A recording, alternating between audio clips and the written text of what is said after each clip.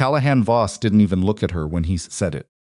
He was standing at the head of the boardroom table, 22 floors above Boston Harbor, rain hammering the glass, and he laughed. Actually laughed. Then he turned to the 7 men watching him and said, loud enough for everyone to hear, "My uncle left his empire to a mouse. A quiet, forgettable little mouse who spent 6 years eating his food and sleeping under his roof and contributing absolutely nothing to this family." Elowyn Harrow sat 6 feet away from him. She didn't flinch.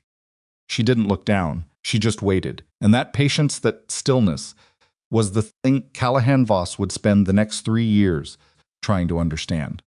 If you've ever been dismissed by someone who hadn't bothered to know you yet, stay with this story. Subscribe to the channel, hit like, and drop your city and country in the comments. I want to see exactly how far this story travels. Now let's begin. The reading of Sterling Voss's will was scheduled for 9 in the morning, but Callahan arrived at 8:45 because he believed arriving early to things you already owned was simply good form. He wore a charcoal suit, no tie. His dark hair was pushed back from his face. He was 30 years old and looked like someone who had never once been told no, and genuinely couldn't conceive of the possibility.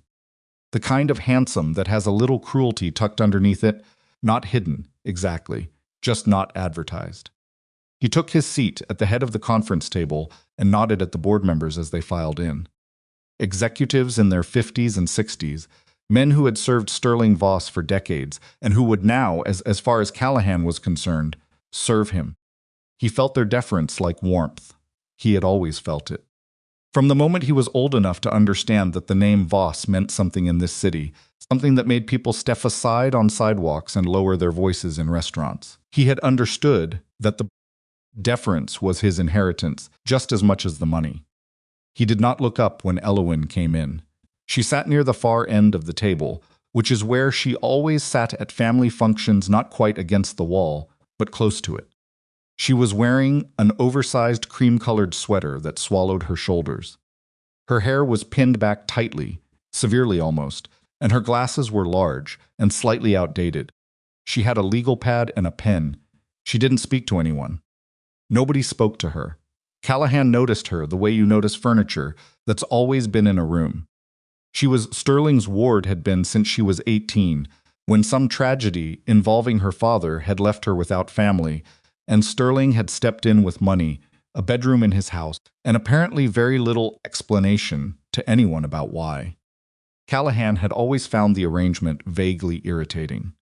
He had asked Sterling once, years ago, what the girl's purpose was, and Sterling had just looked at him with that flat, measuring expression and said, "She's learning." Learning what? Callahan had never bothered to ask. Thaddeus Mercer arrived exactly at 9 and opened his briefcase with the efficiency of a man who had been dreading this particular morning for some time. He was Sterling's attorney, had been for 30 years. He was thin and precise and wore reading glasses on a chain around his neck. "Before I begin," Mercer said, settling his papers, "I want to acknowledge that what I'm about to read may be unexpected." Callahan leaned back in his chair. "Mercer, my uncle built a $3 billion maritime and logistics empire. He built it from 2 container ships and a borrowed dock. I've spent the last 8 years at his side, learning every part of it. There's nothing unexpected here." Mercer looked at him over his reading glasses. "Yes, well," he began reading. "The legitimate holdings transferred as expected, the shifting subsidiaries, the real estate investments, the logistics companies, the portfolio accounts." Callahan listened and felt the familiar satisfaction of receiving things he had always considered already his.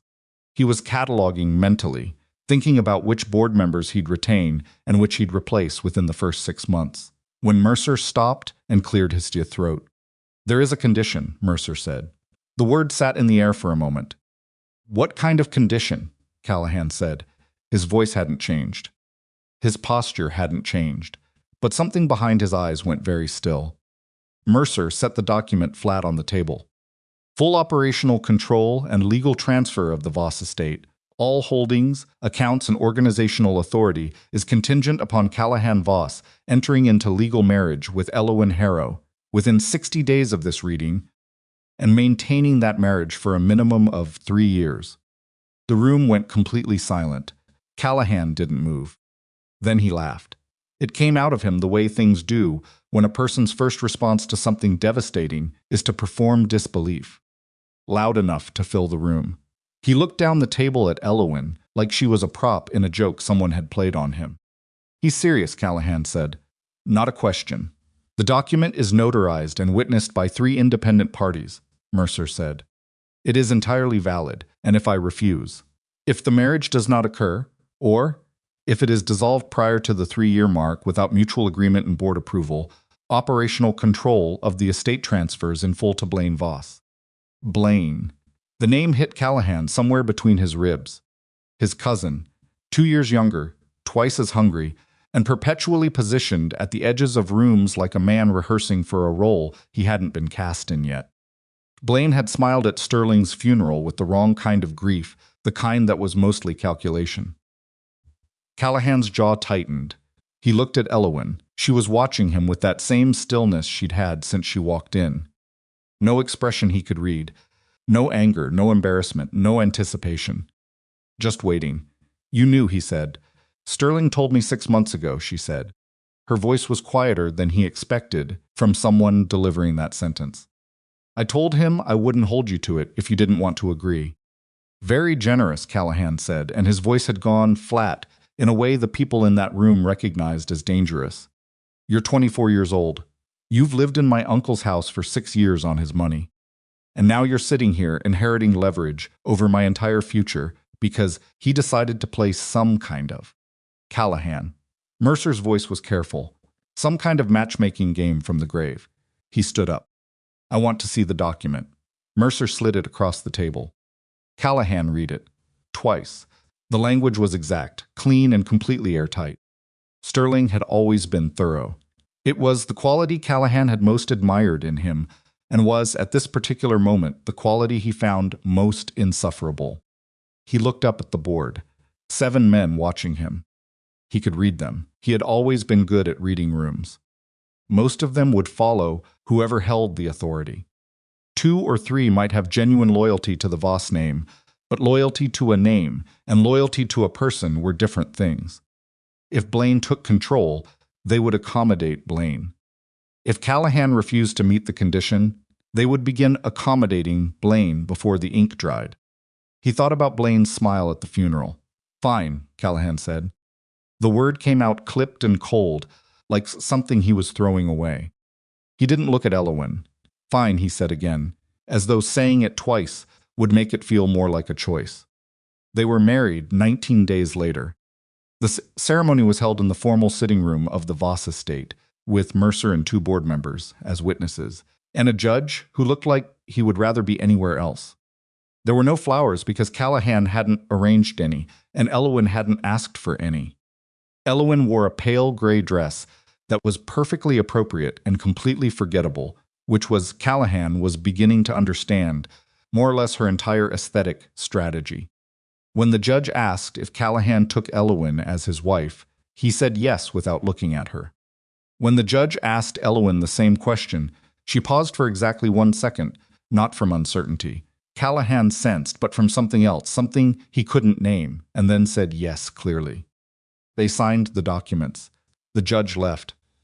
The reception was held that evening at the estate, expanded to include several dozen people from Boston's more influential social and business circles. Callahan had invited them not because he wanted a celebration, but because public occasions were strategic, and appearing before the city's power structure as a married man in command of the Voss Empire was preferable to appearing as a man who had lost a legal battle to a clause in a will. He brought Sabine. This was deliberate. Sabine Crowhurst was beautiful in the way that costs money to maintain tailored red dress, dark hair, the kind of composure that came from years of being looked at in rooms. She had been Callahan's companion for 2 years, openly enough that most of Boston's social circles knew her name and her position. Bringing her to his own wedding reception was not a miscalculation. It was a message. The message was, "I am here, physically. I am not here in any way that matters." Callahan watched for Elowyn's reaction from across the room. He didn't get one. Elowyn was speaking with an older woman near the windows, one of Sterling's longtime business associates. She was composed. Her posture was good. She had changed into something simple and dark blue, and she had done something slightly different with her hair, though Callahan couldn't have said what exactly. She didn't look at him and Sabine. She didn't look at them and then look away. She simply didn't look. Sabine leaned close to him. "I don't think your wife has noticed me." "She's noticed," Callahan said. "Then she doesn't care?"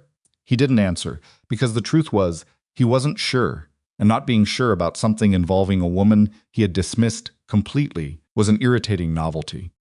Later in the evening, Sabine crossed the room toward the bar area, where Elowyn happened to be standing alone for a moment. Callahan watched from 12 feet away, champagne in hand, prepared to observe whatever small humiliation this produced. He saw Sabine say something. He watched Elowyn's expression. And then Elowyn responded, and Sabine's smile did something complicated, and Callahan crossed the room. "What did she say?" he asked Sabine quietly. Sabine took a moment. "She said I was welcome to your attention. She said she only had one request, that we avoid embarrassing the family publicly." A pause. She said it very pleasantly. Callahan looked across the room at Elowyn, who was now speaking to someone else as though the exchange had not occurred.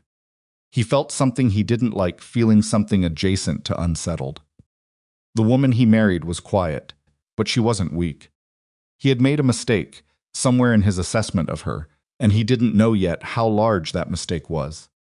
3 months into the marriage, Callahan established his routines and expected Elowyn to disappear into the background of the estate, the way she had apparently disappeared into the background of Sterling's life. She didn't disappear. She simply became invisible in a different way. He was rarely home before midnight. His days were consumed by the legitimate shipping operations contracts, port authorities, labor negotiations, and by the parallel operations that didn't appear in any official ledger. Boston's waterfront had always been Voss territory, and maintaining that territory required the kind of attention that couldn't be delegated entirely. He was learning more than he had expected, more than he had admitted to Sterling, while Sterling was alive, that running all of it was genuinely complicated. He kept appearing publicly with Sabine because he told himself it was habit. Because he told himself that a contractual marriage was not a marriage, and maintaining a parallel life was his right. Because he told himself Elowyn had made clear she didn't object. But occasionally, passing Sterling's private library, late at night, he'd see the light under the door. He didn't ask what she was doing in there. It was Sterling's library. She had spent 6 years in that house. It was reasonable that she would spend time with his books. He told himself this and moved on. The moment he stopped telling himself this was a Thursday evening in October, 4 days after a routine audit of the Meridian shipping subsidiary flagged 3 discrepancies that the CFO attributed to clerical error. Callahan was in his study reviewing the corrected figures when his study door opened without a knock. He turned, already composing something sharp, and stopped. Elowyn set a manila folder on his desk. It was thick an inch at least, and it had colored tabs marking sections throughout. "You should look at this tonight," she said. He looked at the folder, then at her. "You don't knock." "I knocked twice." "You didn't hear me." She sat down in the chair across from his desk, which was not something she had ever done before, and which he registered somewhere in the back of his mind as a shift of some kind. "The Meridian discrepancies aren't clerical." He pulled the folder toward him. "The CFO. The CFO has been managing the audit response, but he didn't catch where the money actually went because it moved through 3 layers before it reached the account that shows the gap." She paused. "Open to the red tab." He opened to the red tab. The documents behind it were financial records, shipping manifests, account transfers, subsidiary ledgers. They were annotated in handwriting he didn't recognize as hers until he looked at the margins of the 3rd page and saw the careful, small script she'd used throughout. She had gone through these documents line by line. She had traced the movement of money through subsidiary accounts, identified the shell companies it passes through, and connected the final destination to a holding account he recognized. His cousin's holding account. The number at the bottom of the page was not a clerical error. It was $4.5 million. Callahan put the folder down. He sat back. He looked at the ceiling for a moment and then at her. "How long have you been working on this?" he said. "Since the second week of the marriage." She said it without apology or drama. "Sterling showed me how the empire's financial architecture works about 2 years ago. When I started looking at the current accounts, I noticed patterns that weren't consistent with how Sterling structured things. I started tracing them. Why didn't you bring this to the CFO?" She looked at him with an expression that was patient without being condescending. "Because 3 of the 7 transfers passed through accounts that the CFO has signatory authority over." The room was quiet. "You think the CFO is involved?" Callahan said. "I think it's a possibility that changes who you trust with this information." He looked at the folder again. He thought about the men he'd been working with for 3 months, the ones Sterling had trusted, the ones he'd inherited along with the shipping contracts and the harbor agreements and the name on the building. He thought about trust as architecture, the way Sterling had once explained it to him. Every organization is held up by the people who know where the weight goes. "How much total?" he said. "If this pattern continued. Since you took control?" "Closer to 9 million, going back 2 years before that, when Blaine started building the pattern carefully enough that it wouldn't trigger flags. I estimate north of $20 million. Callahan stood up. He walked to the window and looked out at the harbor, dark now, the lights of the channel markers moving in the tide. He could feel something. He didn't often feel the cold certainty that someone had been underestimating him all along. Not just him underestimating Blaine, but Blaine having already calculated that Callahan would be too arrogant, too assured of his own authority, to look closely at the numbers before they were already gone. "There's more," Elowyn said. He turned. "He's been using some of that money to pay people." She opened the folder again and held up a section near the back, marked with a yellow tab. "These are payments to 6 individuals inside the organization. 2 of them are in senior logistics roles. 1 is in harbor operations. I don't have enough to identify all of them definitively, but the payment patterns suggest he's been building something." "A faction," Callahan said.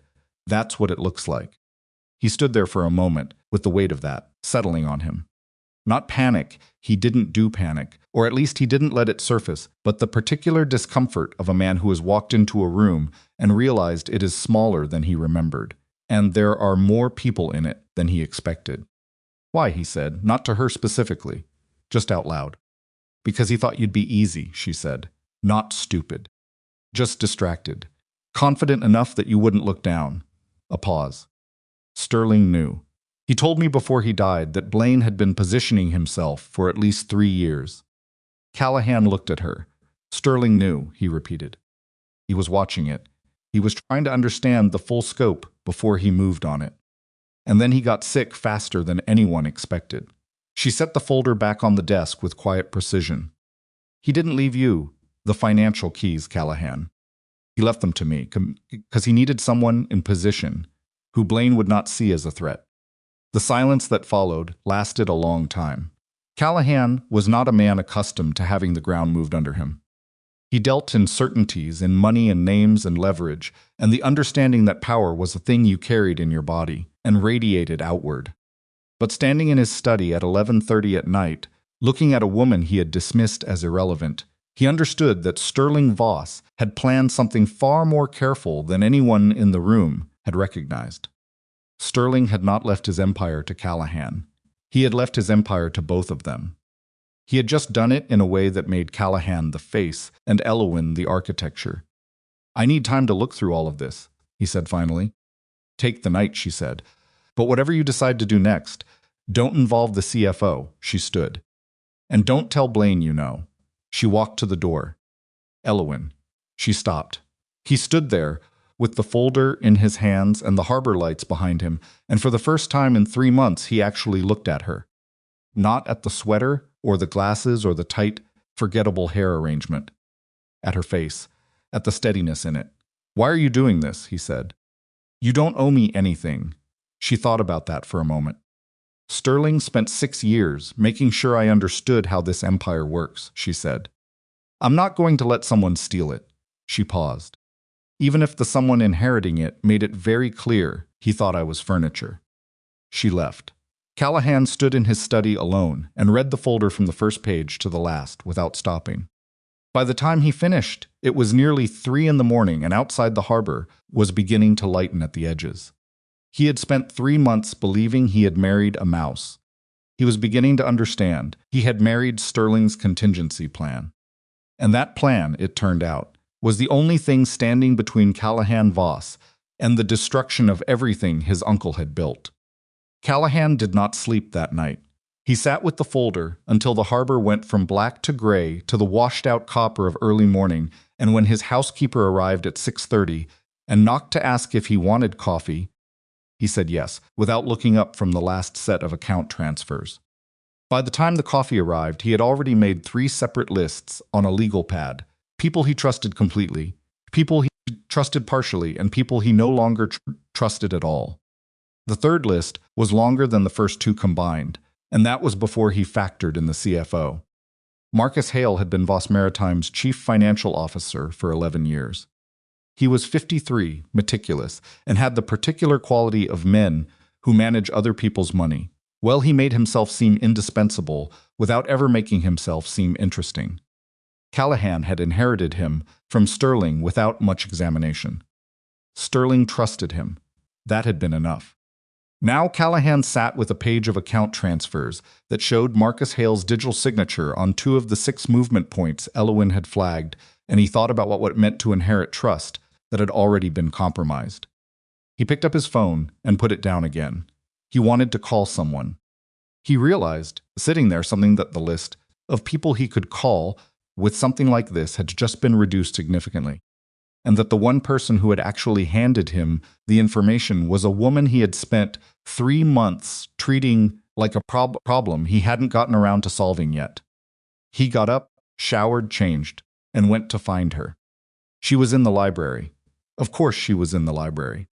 It was 7 in the morning, and she was already at Sterling's enormous oak desk with 3 ledgers open and a cup of tea going cold beside her keyboard. She had her hair down, which he had never seen before. It fell past her shoulders and was slightly wavy and looked nothing like the severe thing she pinned it into for public occasions. She was wearing reading glasses he hadn't seen either, narrower than the ones she wore normally, and she looked up when he came in without any particular surprise. "I need to understand the full scope," he said, "not the summary. The whole architecture." She studied him for a moment, the rumpled suit, the tension around his eyes, the legal pad he was still carrying. "You didn't sleep," she said. "I slept fine." She didn't argue with the lie. She just pushed one of the open ledgers toward the chair beside the desk. "Sit down," she said. "This is going to take a while." It took 4 hours.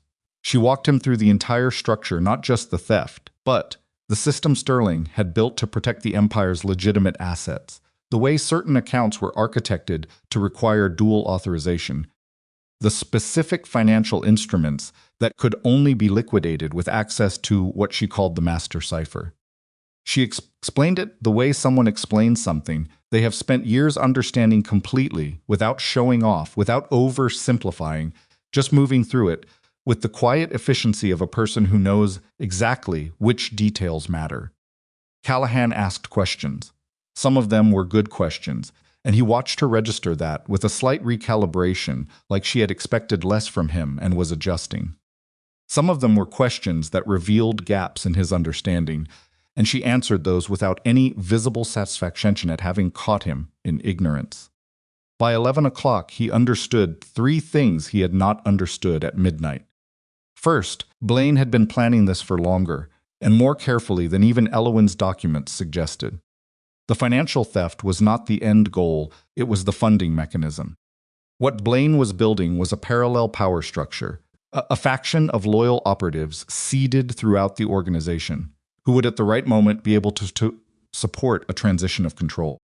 Second, that transition was not distant. Based on the acceleration of the payment patterns, in the last Sterling died, the period since Sterling died, Blaine was moving toward something. Elowyn estimated carefully that the window was somewhere between 6 weeks and 3 months. Third, the only thing Blaine could not account for was Elowyn herself, because Blaine did not know she existed as a variable. He had looked at the marriage the same way everyone else had as a condition Sterling imposed to control Callahan, a contractual inconvenience with a quiet woman attached to it. He had not looked at the quiet woman. He doesn't know about the cipher, Callahan said. No, Elowyn said. Sterling made sure of that. It was disclosed to me privately, outside of any document that went through standard legal channels. So if he takes control, he can take the operations. The buildings, the contracts, the physical infrastructure. He can even take the organizational loyalty, if he's bought enough of it. She paused. But he cannot liquidate the core asset accounts. He cannot access the primary holding structures. Without the cipher, the most valuable parts of the Voss estate are essentially frozen. Callahan leaned back. He was quiet for a moment. Sterling set a trap, he said. Sterling set a contingency, she said. He didn't want a trap. He wanted a situation where, if everything went wrong, there was still someone positioned to fix it. Callahan looked at her, and he decided that person was you, he said. She didn't answer, which was its own kind of answer. He thought about Sterling, about the old man's particular quality of silence, the way he could sit in a room full of people talking and simply watch, and you would realize afterward that he had understood everything and said almost nothing. Callahan had always admired that quality. He had always assumed he'd inherited some version of it. Sitting across from Elowyn in Sterling's library, he was starting to think Sterling had passed it on to someone else entirely. We need to go to the families, Callahan said. Not yet. He looked up. Blaine is building a faction. If you go to the East Coast families before you have the complete evidence documented and distributed, you give Blaine the chance to control the narrative first. Her voice was even and flat. He'll say you're destabilizing the organization because you're threatened by him. He'll use the marriage as evidence, say. Sterling forced you into a corner and you're panicking. She paused. He will make himself look like the calm one. Callahan's jaw tightened. 2 more weeks, she said. I need 2 more weeks to finish tracing the payment network completely. When we walk into that room, I want every name, every dollar, every transaction dated and signed. 2 weeks is a long time if he's accelerating. I know, she said. Which means we need to be careful about what we show publicly in the meantime. He understood what she was saying. Their behavior. The face they presented to the organization and to the families. If Callahan was seen struggling, distracted, uncertain, reactive, it would feed the narrative Blaine was building. You mean the marriage, he said. I mean everything, she said. She closed the ledger in front of her. She did it with a finality that told him the conversation on this particular point was over, and he found, somewhat to his irritation, that he accepted it. He stood to leave. Elowyn. He stopped at the library door. The 2 men, in senior logistics, the ones on Blaine's payment list. Who are they? She told him. He knew both of them. Had shaken their hands, had worked alongside them. Had considered them in the loose way you consider people who show up reliably and do their jobs to be solid. He didn't say anything. He just nodded and left. He spent the afternoon conducting normal business, a meeting with harbor operations about a delayed shipment, a phone call with their insurance broker, a review of a new container lease that needed his signature. He did all of it with the particular quality of attention that comes from knowing the room is compromised and not letting that knowledge show on your face. He was better at this than he'd given himself credit for. Or maybe he just had more to lose now than he'd realized. The call from Blaine came at 6 that evening. Callahan was in his car on the way back from the harbor when his phone buzzed on the seat beside him and Blaine's name appeared on the screen. He let it ring twice, then answered. Cousin, Blaine said. The word always had a slight performance to it, the way Blaine said it, like he was reminding Callahan of a relationship Callahan might otherwise forget. Blaine. Callahan kept his voice relaxed, which took more effort than usual. I thought we'd get dinner this week. Catch up. I feel like we haven't had a real conversation since the reading. I've been busy. Of course, a lot of new responsibility. A pause that was exactly long enough. How's the marriage going? The question was delivered pleasantly. Callahan knew it wasn't pleasant. Fine, Callahan said. She's a quiet one. Another pause. I always wondered what Sterling saw in her. He obviously cared about her, but he was never entirely clear on what her role was supposed to be, exactly. She's my wife, Callahan said. That's her role. Sure, Blaine's voice smiled. Sure, absolutely. I'm sure she's wonderful." Sterling's instincts were generally solid. A beat, although he did make a few decisions toward the end that made people wonder if the illness was affecting his judgment. Callahan said nothing. "Anyway," Blaine said. "Dinner. Thursday?" "I'll check my calendar," Callahan said, and ended the call. He sat in the car for a moment with his hand still on the phone and the harbor sliding past the window. The call had lasted 4 minutes and 20 seconds and had accomplished exactly what Blaine intended. It was a probe. He was checking Callahan's temperature, trying to read whether anything had shifted. Callahan had given him nothing, but the comment about Sterling's judgment at the end was not idle conversation. It was a plant. Blaine was already beginning to seed the idea that Sterling's final decisions, the will, the marriage, the conditions were the products of a diminished mind rather than a calculated strategy. That narrative, once established, could be used to challenge the will's validity, could be used to argue that the conditions themselves were unreasonable and shouldn't be enforced. Callahan called Elowyn. She picked up on the second ring. "Blaine just called me," he said. "He's thinking about challenging the will." A short silence. Based on what? He floated the idea that Sterling's judgment was compromised by the illness.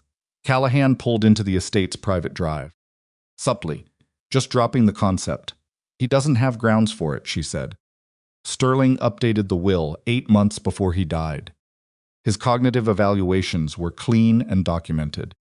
"I know, but a challenge doesn't need to succeed to be useful. It creates noise. It creates delay," she said. "It does."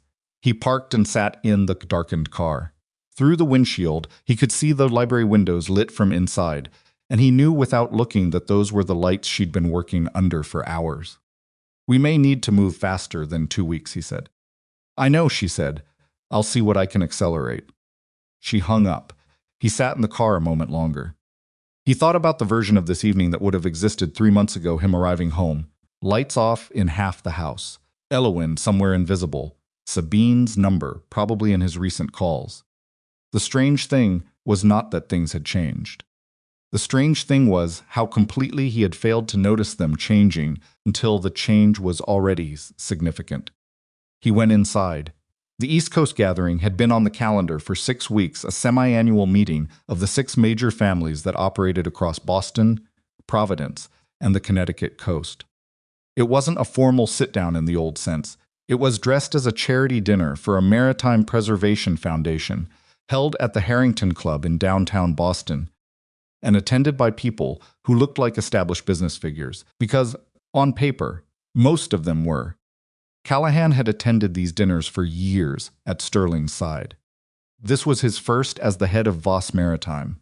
He knew what that meant. He knew he would be watched, measured, and assessed by 6 sets of eyes that had spent decades determining the difference between men who held power and men who performed it. He arrived with Elowyn. He had considered not bringing her. He had considered bringing Sabine, maintaining the fiction of normalcy, playing the evening as straightforwardly as possible. But something Elowyn had said in the library, "We need to be careful about what we show publicly," had settled into his thinking and not left. He was thinking about the image they projected, and he was thinking, for the first time, about what Elowyn projected specifically. She emerged from the car, and he felt the shift before he understood it. She was wearing something deep navy, a structured dress that fit differently from anything he'd seen her in. Her hair was down, the way it had been in the library that morning, but deliberately so now, with a simplicity that somehow read as intentional rather than effortless. The glasses were gone. She had apparently been wearing contacts. Her posture was the same as always, straight, precise, but without the shapeless layers she usually moved through the world in. It read completely differently. She didn't look transformed. She looked like herself, which was somehow the more unsettling thing. He started. "Let's go in," she said. They went in. The room shifted when they entered. Callahan had always entered rooms and felt people adjust. He was tall, well-dressed, carried the Voss name visibly. But the adjustment this evening was different in texture. People looked at him and then they looked at her, and the second look was longer.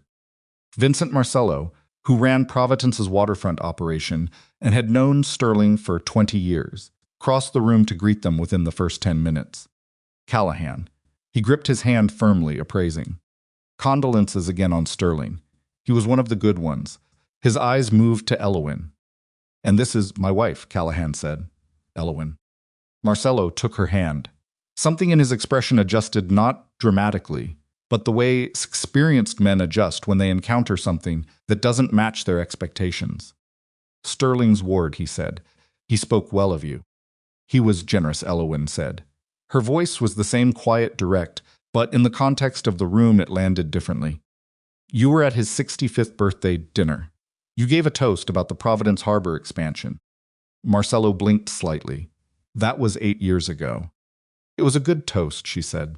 Marcello smiled, and it was a real smile, which Callahan clocked as meaningful. Vincent Marcello did not produce real smiles casually. They moved through the room. Callahan made the rounds he needed to make conversations about port contracts, about a piece of pending federal legislation affecting import tariffs, about a territorial question along the Connecticut coast that had been creating friction for 323. He handled them the way he handled most things, directly, with the particular confidence of a man who believes he understands the room. But he kept one part of his attention on Elowyn. She was not working the room. She was talking to people when people approached her, and occasionally approaching someone herself, and she was doing it with a quality he couldn't immediately name. She was listening. She was letting people talk. She asked questions that seemed simple and weren't. And the people she talked to, people who had every reason to dismiss Sterling Voss's 24-year-old ward as a decorative presence, were talking back to her with a posture that said they were actually engaged. He was watching her talk to a senior figure from the Hartford operation when he felt Blaine appear at his elbow. Blaine was in a dark suit, unhurried, with the kind of relaxed confidence that in another man might have read as ease. In Blaine, it always read as calculation wearing ease as a costume. She cleans up, Blaine said, nodding toward Elowyn. Callahan didn't look at him. She always looked fine. Sure. Blaine sipped his drink. I heard from Marcus that you've been reviewing some of the subsidiary accounts. The statement was delivered casually. Callahan felt his internal temperature drop by several degrees while his face didn't change at all. Standard review, he said. New quarter, of course. Blaine paused. I only mention it because Marcus mentioned you'd been asking questions outside the normal reporting channels. Directly to him. He's my CFO. He is, Blaine agreed pleasantly. I want to make sure you have everything you need. If there are concerns about how things were structured under Sterling, I'm happy to walk through some of the decisions with you. I was involved in several of the logistics restructurings. I know what you were involved in, Callahan said. A silence that lasted exactly 1 beat too long. Great, Blaine said. Then you know I'm available. He drifted away. Callahan set his glass down on a passing tray and breathed slowly through his nose. Marcus had gone to Blaine. He had gone to Blaine and told Callahan was asking questions, which meant Marcus was not a passive participant in the payment network. Marcus was actively reporting to Blaine on Callahan's movements. He found Elowyn 20 minutes later near the windows, alone for a moment between conversations. Marcus told him, Callahan said quietly, standing beside her and keeping his face directed toward the room. I assumed he would, she said, just as quietly. Did he say anything useful? He offered to walk me through decisions he was involved in. Callahan glanced at her profile. He's nervous. Good, she said. Nervous people make mistakes. A pause. How long did he stay? 40 seconds. He didn't want an argument. He wanted information. Which means he doesn't know yet how much we know. No, Callahan said. But he knows we're looking. She was quiet for a moment. Out in the room, Blaine was laughing at something the Hartford man had said, easy and gracious, the performative version of belonging somewhere. The two logistics men, Elowyn said, both of them are here tonight. He'd already noticed. Don't look at them differently, she said. I know, I mean it, Callahan. One changed look. I know, he said again, and this time there was an edge to it. She accepted the edge without reacting to it. The evening continued. And then, 40 minutes before it was scheduled to end, Blaine did something that none of the careful planning had accounted for. He stood up. He did it naturally, the way a man stands to make a toast, tapping his glass with a small knife, drawing the room's attention. Several conversations paused. People turned. It was the kind of moment that looks spontaneous and never is. "I want to say something brief," Blaine said, smiling at the room. "About Sterling, about what he meant to all of us." He paused for the appropriate beat of grief. Sterling Voss was one of the most brilliant men I've ever known. He built something extraordinary, and the last years of his life difficult years that changed his thinking in ways those closest to him came to understand. He made some decisions that surprised us. Callahan went very still. He left the family in the hands of people he trusted, Blaine continued. And we should honor that trust. But I think Sterling would also want us to be honest with each other. He was ill. He was isolated, and some of the arrangements he put in place in his final months, a glance, brief, almost imperceptible, toward Callahan and Elowyn, were perhaps not fully thought through. The room was quiet in a particular way. Callahan was about to stand up when Elowyn touched his arm. Not hard, just a single point of pressure. He stayed seated, and Elowyn stood up instead. She didn't tap her glass. She didn't ask for attention. She simply stood, and the room adjusted toward her the way rooms do when something unexpected enters them. "Sterling Voss was my guardian for 6 years," she said. Her voice was clear and unhurried. "And I want to agree with something Blaine just said. He was brilliant." She paused. "He was also meticulous. Every financial decision he made in his final 2 years was documented, reviewed by 3 independent accountants, and assessed by his medical team for cognitive clarity." Another pause. "I have those assessments. I have the documentation. And I'm happy to share it with anyone in this room who has a question about the validity of his final arrangements." She looked directly at Blaine. "Sterling's mind was perfect until his last week," she said. "Every decision he made was intentional. A beat, including the ones that surprised people." She sat down. The room exhaled. During those 30 seconds started in control, moved through a flash of something that was almost genuine anger, and returned to a surface of pleasant blankness. He raised his glass slightly in her direction, as though conceding a point at chess, and sat down. Callahan said nothing until they were in the car afterward, moving through the Boston streets in the dark with the privacy partition up. "You had the medical assessments," he said. "Yes." "You had them with you tonight?" "On my phone," she said. "I carry them, in case he did exactly what he did. In case anyone did exactly what he did." She was looking out the window. Her reflection was superimposed over the passing streetlights. "It was earlier than I expected. He's accelerating. He's panicking," Callahan said. "That's worse," she said. He thought about that. 2 weeks is gone," he said. "We have maybe 10 days before he does something we can't respond to from a defensive position." She turned from the window. In the dark of the car, with the city light cutting across her face, she looked tired, genuinely tired, the kind that comes from weeks of careful work and high-stakes attention and very little acknowledgement. "I know," she said. "I need you to finish the documentation." "I know," she said again. "Elowyn." He waited until she looked at him. "Whatever else has happened between us, whatever I've done or not done in this marriage, I need you to know that I understand what you've been doing. I understand the risk of it." She was quiet for a moment. "I'm not doing it for you," she said, not unkindly. "Just plainly. I'm doing it for Sterling. And because I spent 6 years learning this empire, and I'm not going to watch someone hollow it out." He accepted that. They wrote up the ways in silence, and it was a different silence than any they'd shared before. Not the silence of people who had nothing to say to each other, but the silence of people who had said enough. The car pulled through the estate gate, and Callahan's phone rang. Unknown number, Boston area code. He answered because you answer unknown numbers when you're 3 months into inheriting a criminal empire and the situation is accelerating. "Mr. Voss," said a voice he didn't recognize, male. Middle-aged, flat and professional. "My name is Agent Dennis Coyle. I'm with the Federal Bureau of Investigation, Boston Field Office." A brief pause. "I'd like to meet with you and your wife at your earliest convenience." We have information we believe you'll want to hear before certain events inside your organization proceed any further. The car stopped. Callahan and Elowyn sat in the motionless vehicle in the darkened courtyard of the Voss estate, and neither of them spoke, and outside the city went on being loud and indifferent around the silence that had just fallen between them, like something dropped from a great height.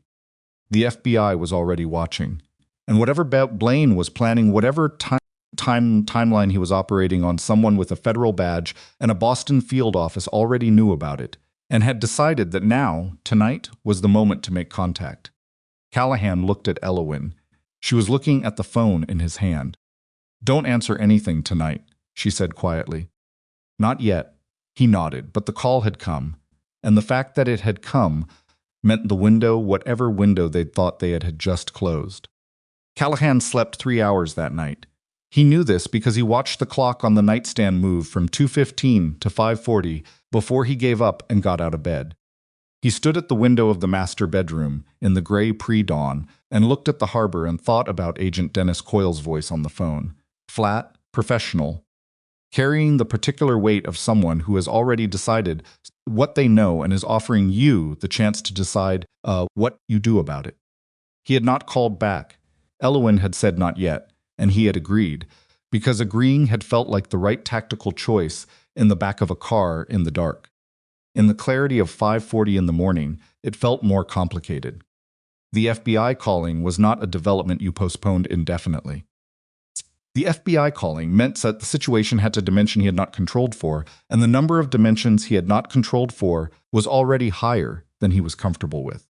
He dressed and went downstairs. Elowyn was already in the library. He stood in the doorway for a moment before she noticed him. She was at the desk with the same 3 ledgers from the day before, but she had added 2 laptops and a laptop sepsis, a series of printed account statements arranged across the available surface in a pattern that presumably made sense to her. She was working with the focused stillness of someone who had decided that sleep was a problem to solve later. "You need to stop," he said. She looked up. "You've been at this all night," he said. "I slept for 2 hours. That's not stopping." "No," she agreed. "It isn't."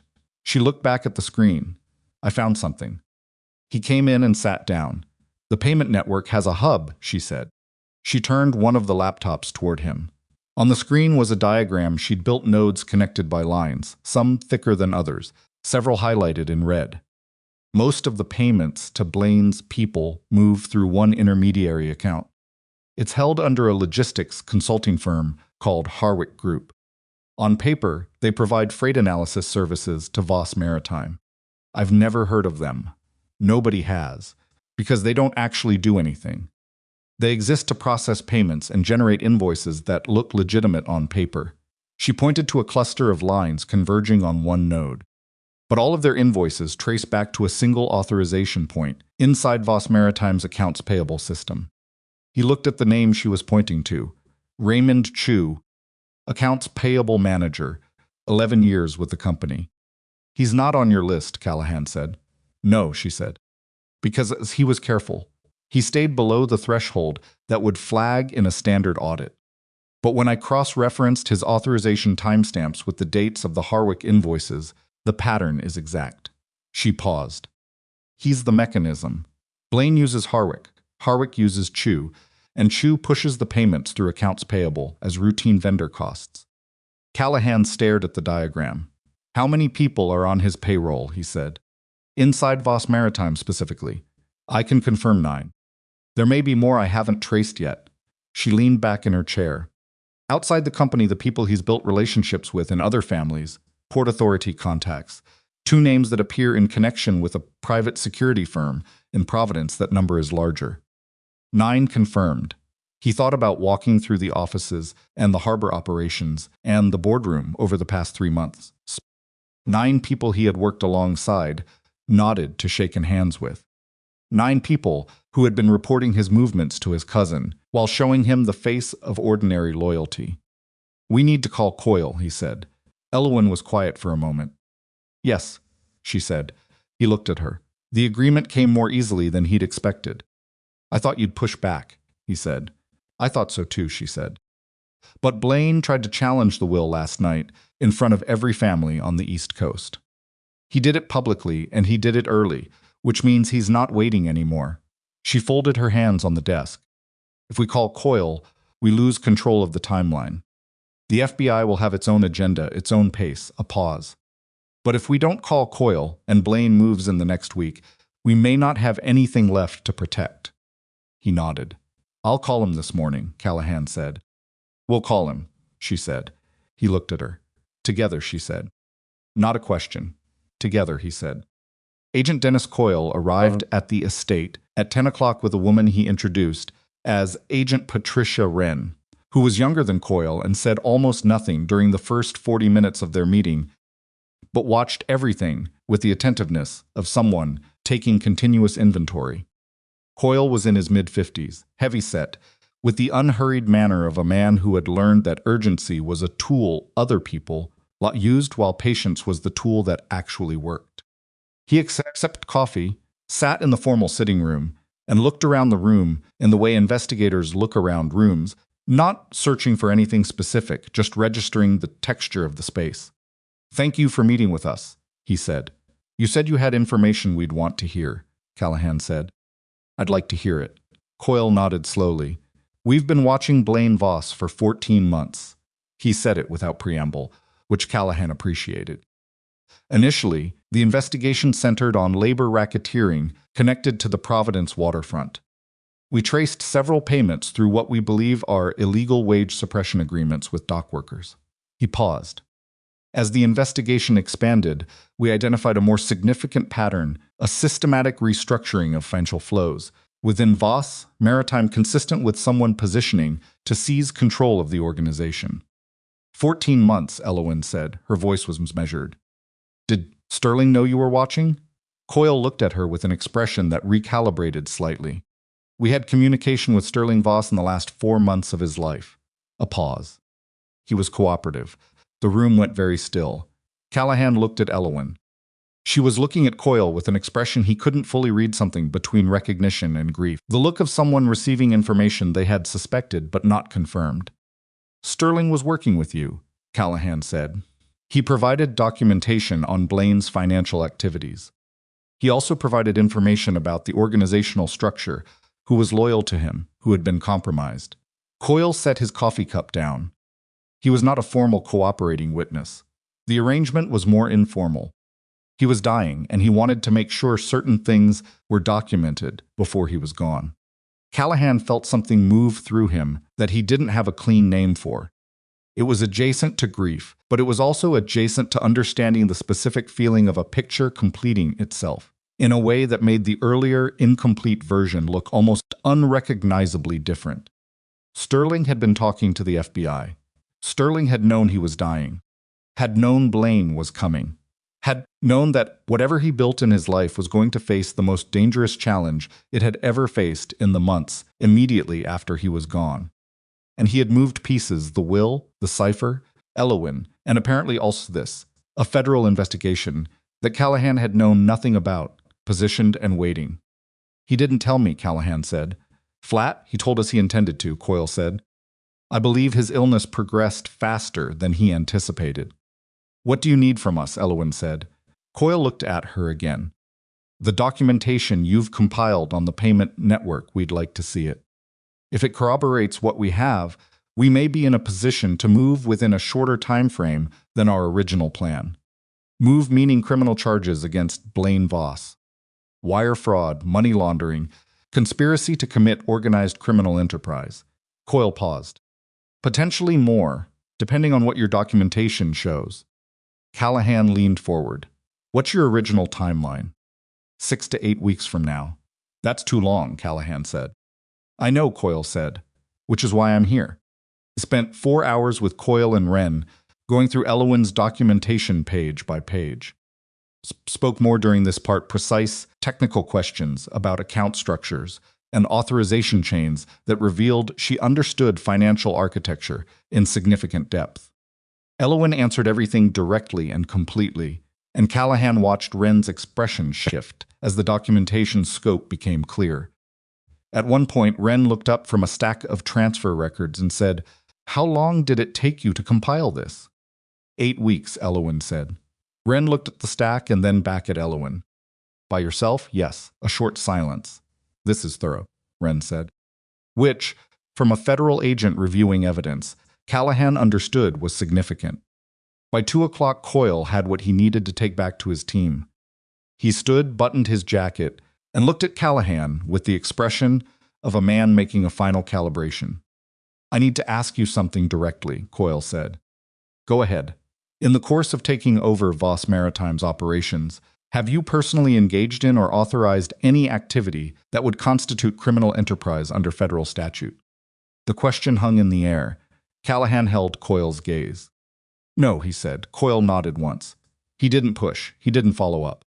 He just nodded, and something in the nod said he had already known the answer and was recording Callahan's willingness to give it. They left at 2:15. Callahan closed the front door and stood in the entrance hall and breathed. He's going to move faster now, Elowyn said from behind him. With what we gave him, he can compress the timeline. How fast? I don't know, 2 weeks maybe less. She paused. It depends on what Blaine does. Callahan turned around. We still have the problem of the next 10 days, he said. If Blaine is accelerating, and we've now made contact with federal agents who visited this house. He won't know about Coyle, she said. Not yet. If any of his 9 people saw that car. It was an unmarked vehicle, and Coyle was not in federal attire. She said it calmly. I'm not saying there's no risk. I'm saying we don't have confirmation of exposure. He looked at her. The steadiness of her was starting to feel like something he relied on without having decided to, which was its own unsettling thing. Go sleep, he said. Actually sleep. Whatever happens in the next 10 days, you need to be functional. She considered arguing and apparently decided against it. She went upstairs. Callahan went to his study and called his driver to cancel the afternoon meetings. Then he sat at his desk and looked at nothing in particular for a few minutes, and then he called Sabine. He had not called Sabine in 11 days. He had not thought about this consciously until the phone was ringing, and he realized he hadn't noticed the gap. She answered on the 3rd ring. Callahan. Her voice had something clipped in it that hadn't been there before. I was wondering when you'd surface. I've been dealing with the transition, he said. For 11 days. It's complicated, Sabine. It's always been complicated. A pause. You haven't come by. You haven't called. And before you say it, yes, I understand there's a wife now. But we discussed this. We had an understanding. We did, he said. So what's changed? He didn't answer immediately, which was its own kind of answer. Callahan. Her voice had shifted, less clipped now, something more careful underneath. Tell me what's going on with the organization. It was a strange question. Not completely strange. Sabine knew what he did, had always known. It was not a secret between them. But the specific angle of the question, the specificity of the organization rather than you, registered somewhere. Why do you ask, he said. Because people talk, she said. Boston talks. And what I've been hearing lately about Blaine, about the structure of things, it worries me. For you, what have you been hearing? That he's more prepared than people think, she said. That he has support you might not have counted. Callahan's hand tightened on the phone by a small degree. Who told you that, he said. People talk, she said again. I'm telling you because I care about you. Be careful with Blaine. He's been very active, socially, talking to people. Sabine, he kept his voice easy. Has Blaine talked to you? A silence that lasted exactly 1 beat too long. We've spoken a few times, she said. He called to offer condolences about Sterling. We've crossed paths socially. Recently, last week, yes. And before that, another silence. Callahan answered the question. She exhaled. He called me about 2 months ago. Yes. He wanted to know how you were handling the transition. I told him what anyone could observe, that you were busy, that things were complicated. I didn't tell him anything he couldn't have found out elsewhere. What did he ask you specifically? He asked about your schedule. When you left the house, which drivers you used. Her voice was getting smaller. He was asking socially. I didn't think anything of it at the time. Callahan set the phone down on his desk, not hung up, just set it down face up, and sat very still for 10 seconds. Sabine had given Blaine his schedule. She had given him the drivers, the routes, the timing of his movements. She had done it in what she likely told herself was an innocent conversation. Two people who both knew Callahan discussing him in the way people discuss mutual acquaintances. She had not thought of it as betrayal because she had not thought carefully enough about what the information would be used for. Or she had thought about it and told herself it didn't matter. He picked the phone back up. "I'll call you later," he said, and hung up. He sat in the study and did not move for a long time. The ambush. That was where his mind went, and it went there in a way that made the hair on his arms stand up. Because Blaine needed to know his schedule to plan an ambush, and the ambush hadn't happened yet. But if Blaine was accelerating, if the public move at the Harrington Club meant he was compressing his own timeline, then the ambush, if that was what was coming, was not a distant theoretical. It was a live possibility within a very short window. He went upstairs and knocked on the door to the room Elowyn had been using since the marriage. She had never moved into the master bedroom, a fact that had suited them both and that neither had discussed. "Come in," she said, which meant she hadn't been asleep. He opened the door. She was sitting on the edge of the bed, still dressed, shoes off, in the posture of someone who had lain down and found that sleep was not cooperating. "Sabine's been talking to Blaine," he said. She looked at him. "He called her 2 months ago. Asked about my schedule, my drivers, my movements." He stood in the doorway. She thought it was casual conversation. Elowyn was quiet for a moment. "Did she tell him about tonight?" she asked. "I don't think so. This wasn't planned." Coyle approached us. He paused. "But she knows my general patterns. And if Blaine asked her recently." "You need to change everything," Elowyn said. "Drivers, route, the car you use, which entrance you use at the harbor. Starting tonight, I know, and you need to warn the people you actually trust."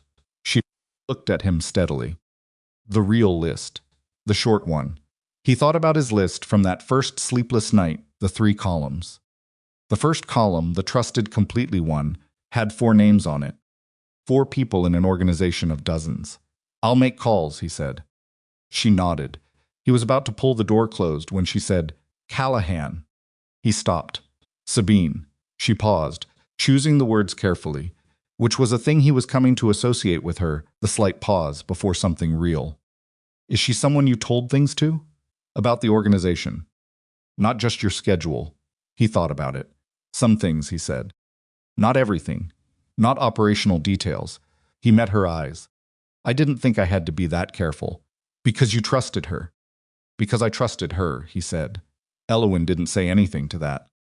She didn't need to. He closed the door. 3 nights. But the car was ambushed. It happened on the waterfront near the old Meridian Pier, under a stretch of road where the streetlights had been reported out for 2 weeks and nobody had fixed them. Callahan and Elowyn were returning from a syndicate dinner with the Marcello family in Providence. Late, the armored vehicle, moving through the dark with Callahan's most trusted driver at the wheel. The first sign was the truck blocking the road. It appeared from a side alley without headlights, moving fast, and then stopping broadside across both lanes. The driver hit the brakes. The vehicle stopped hard. And before Callahan could process what he was seeing, there were lights from behind another vehicle, cutting off their reverse path. "Boxed. Drive," Callahan said. "There's no room. Find room." The driver tried. He was good, and he was fast, and he managed to get the vehicle angled toward a gap on the right side of the truck before the sound started the specific crack of gunfire against armored glass. The particular vibration of impact that the vehicle's construction was designed to absorb, but that still moved through your body like a physical announcement of danger. Elowyn was on the floor before Callahan fully registered that he should tell her to get down. She had her phone out and was doing something with it, typing fast with her thumbs while the vehicle shook. "The emergency contacts," she said. "I'm sending our location." "Who are you sending it to?" "Coyle," she said. "And 2 of your 4. The vehicle made it partially through the gap, but clipped the truck hard enough to tear the front panel. The engine stuttered. The driver swore, shifted, pushed. They moved scraped and damaged, but moving down a side road that Callahan didn't recognize. "Left," Elowyn said suddenly. The driver looked in the mirror. "Left," she said again, firm. "There's a maintenance access road. It goes under the pier. How do you know?" "Sterling's emergency protocols." He showed me 3 years ago. She was already looking at her phone, pulling up something. There's a passage. It comes out near the Merchant Street junction. The driver took the left. The access road was narrow and unlit, and clearly hadn't been used for years, but it was passable, and they went through it slowly and then faster as the sounds behind them receded. The underground passage was low and damp, and the vehicle's damaged front end scraped continuously against the uneven surface. When they emerged at Merchant Street, the road behind them was empty. They drove for 6 more minutes in silence before Callahan said, "Stop here." He got out and checked the vehicle. The front passenger side was badly damaged. The glass on the rear passenger side had taken 3 impacts and held, but was crazed badly enough that visibility through it was nearly zero. The driver had a cut on his forehead from the initial impact glass from the mirror, not the window. Callahan looked at Elowyn. She was standing on the sidewalk in the night air. Her dress from the dinner was intact. She had her arms crossed, not in a defensive posture, more like she was cold. Her face was, he searched for the word, contained. Like a building with all the windows lit from inside and every curtain drawn. "Are you hurt?" he said. "No," she said, Elowyn. "I'm not hurt," she met his eyes. "You are." He looked down. There was blood on his jacket sleeve, the left side. He hadn't felt it.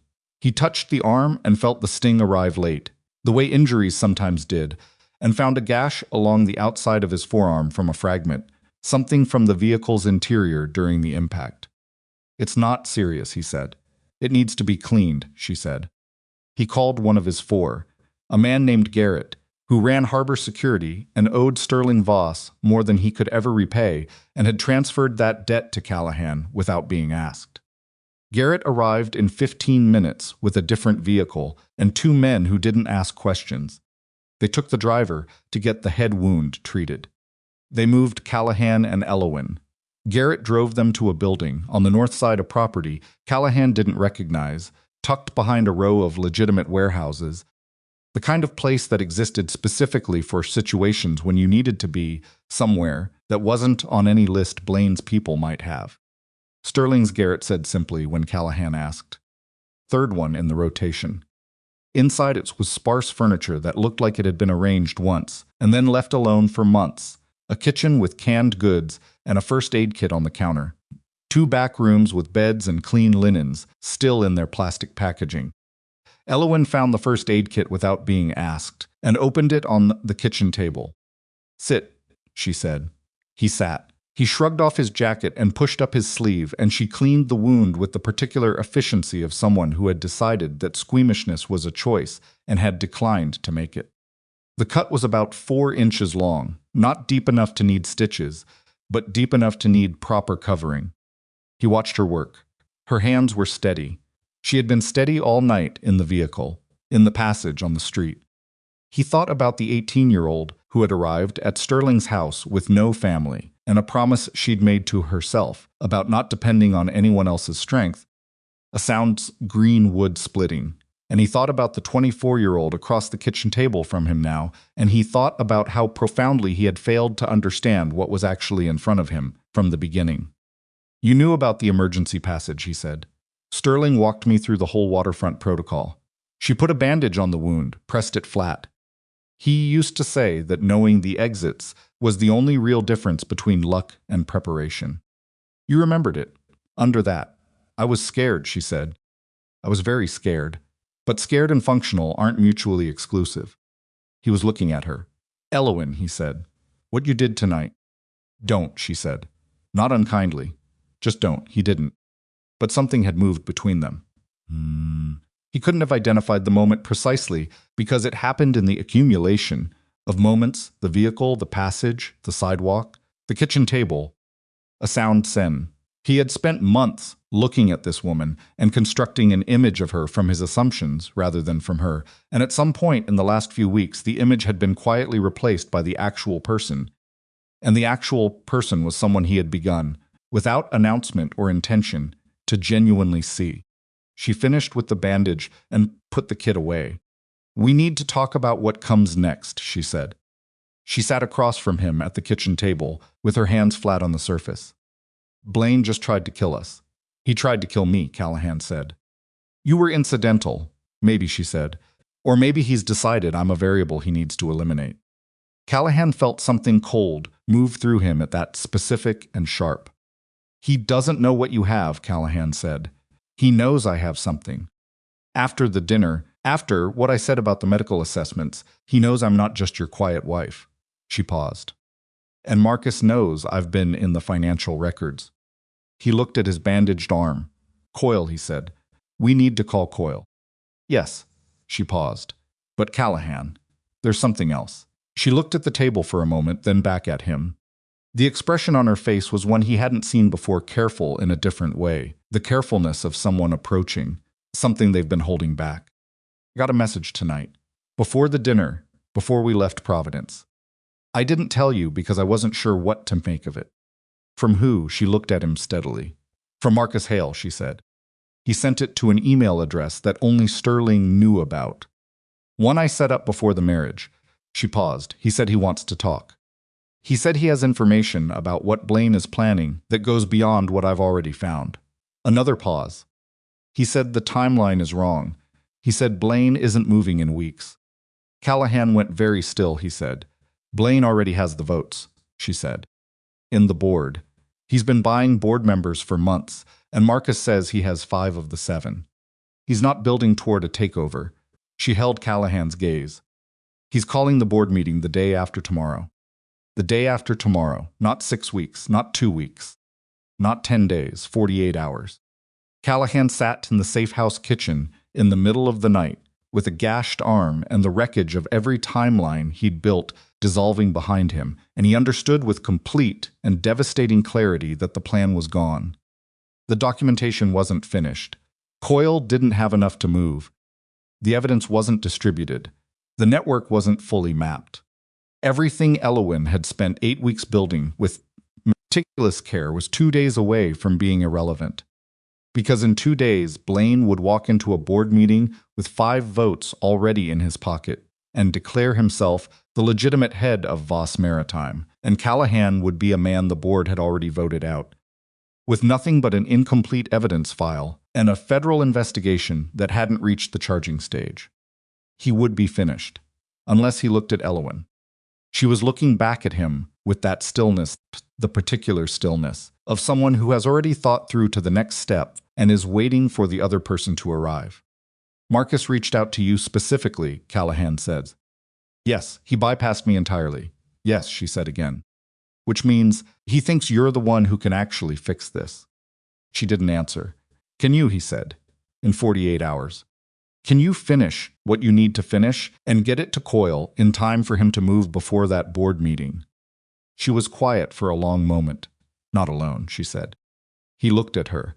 And for the first time in the 3 months since they had signed documents in a cold room with a judge who wanted to be elsewhere, for the first time since the boardroom and the will and the humiliation he had delivered to her without a second thought, Callahan Voss looked at Elowyn Harrow without a single layer of assumption between them. Tell me what you need, he said. And outside the safe house, Boston kept moving in the dark. And somewhere across the city, Blaine Voss was sleeping with the comfortable confidence of a man who believed he had already won. And he had no idea that the one variable Sterling had hidden in plain sight was sitting in a kitchen 2 miles away, and she was not finished. They worked through the night. Elowyn took the kitchen table and spread everything across it. Her 2 laptops, the printed account records she'd carried in a document case to the Providence dinner, the handwritten diagrams she'd built across 8 weeks of late nights in Sterling's library. Callahan sat across from her and did what she told him to do, which was something he had never in his life done for anyone without resistance. And the fact that he did it now without argument told him more about how far things had shifted than any conversation could have. She needed access to 3 internal systems she couldn't reach remotely without a secure authorization token. A sound like Greenwood splitting. Callahan called Garrett at 2 in the morning, and Garrett drove back to the estate and physically retrieved the token device from Sterling's private safe, which only Callahan had the combination to, and drove it to the safe house in under 20 minutes. She needed the full payment records from the Harwick Group subsidiary invoices, going back like 20 months.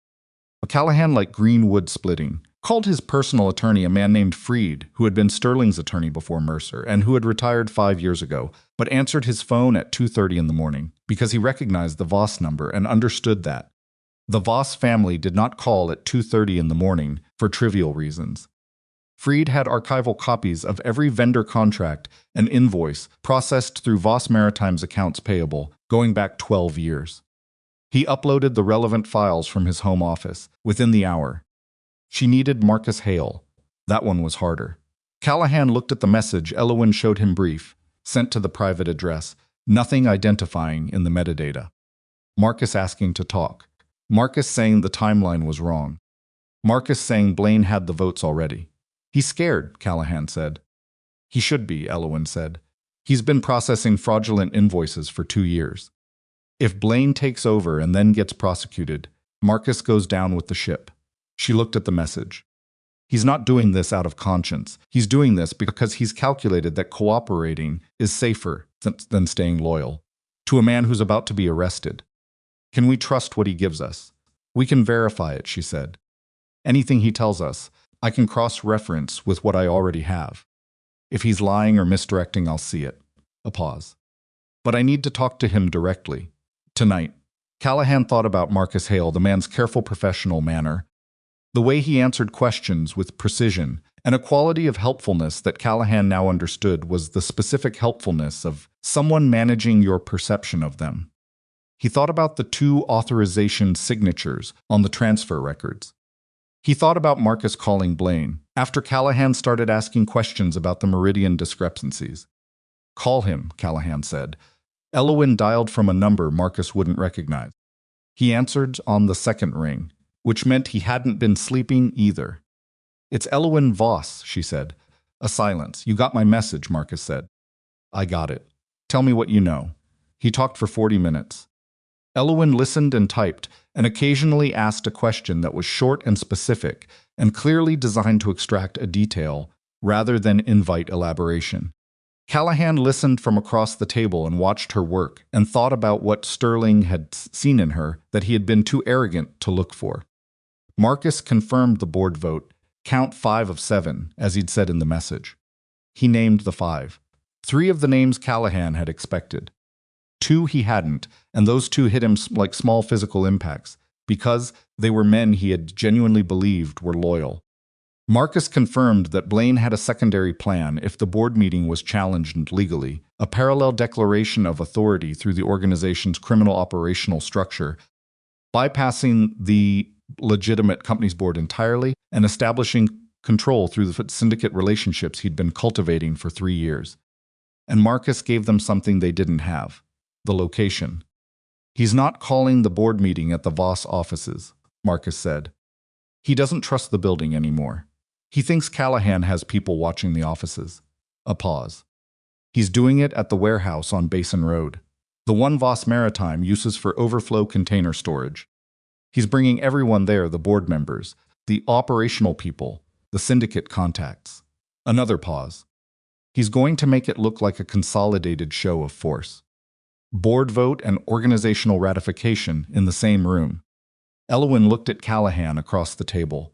What time, she said. 7 in the evening, Marcus said. He wants it done before the end of business day so he can file the government transfer documents that night. Thank you, Marcus, she said. What happens to me? Marcus said. His voice had something in it that was almost naked, the particular exposure of a man who had spent 2 years doing something he knew was wrong and was now, in the middle of the night, accounting for it. Cooperate fully with the federal investigation, Elowyn said. Every document, every communication, every conversation you can remember. And get an attorney in the morning. She paused. I can't promise you anything. But I can tell you that the difference between a man who came forward and a man who didn't will matter. She hung up. Callahan looked at her. 7 o'clock tomorrow, he said. We have 18 hours, she said. He nodded slowly. Call Coyle, she said. Coyle answered at 3:15 in the morning with the voice of a man who slept with his phone on and had trained himself to be awake and coherent within 2 rings. Callahan explained the situation in under 4 minutes. Coyle asked 6 questions. Then he was quiet for a moment. The ambush tonight, Coyle said. Was anyone seriously injured? No. I need you to come in and make a formal statement about the ambush in the morning. Both of you. He paused. It changes the charging landscape. How fast can you move? Callahan said. If Mrs. Voss can get me the completed documentation by noon, I can have it reviewed and in front of a federal magistrate by 4 o'clock. A pause. That gets me an arrest warrant and potentially a federal presence at that warehouse before 7. Potentially, Callahan said. The documentation has to be complete, Coyle said. No gaps, no missing links in the chain. One break in the evidentiary trail and the warrant doesn't hold. Callahan looked at Elowyn. She was already back at the laptop. She'll have it ready, he said. He put the phone down and looked at the table, the organized chaos of 8 weeks of work, the account records and transfer diagrams and corporate structures, and the woman sitting in the middle of it with her shoes off and her hair loose and her reading glasses on, typing with the focused intensity of someone who understood exactly what was at stake and had decided that exhaustion was irrelevant. What do you need from me? He said. The Harwick corporate filings, she said without looking up. Freed's upload should have them. Find the incorporation documents. There's a registered agent named in them who connects directly to one of Blaine's personal holding companies. I need that chain documented cleanly. He found the files. He went through the Harwick incorporation documents page by page and found the registered agent, a man named Lester Doyle, operating through a small corporate services firm in Delaware.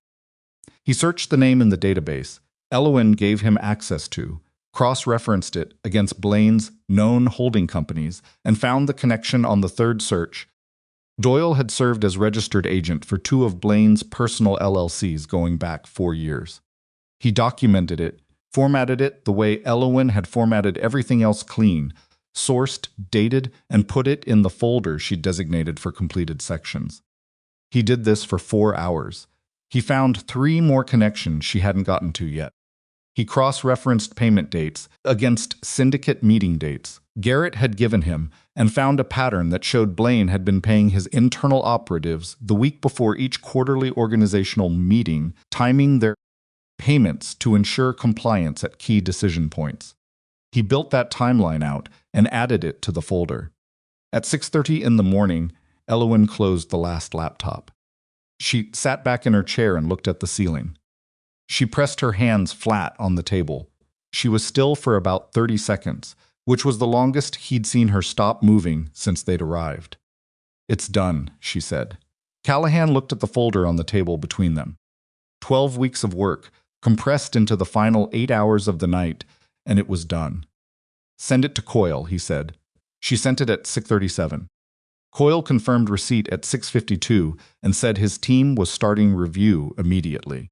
They ate something canned soup that neither of them tasted, crackers, water, and then they drove to the federal field office at 8 in the morning and gave their statements about the ambush, while Coyle's financial crimes team worked through the documentation in the room next door.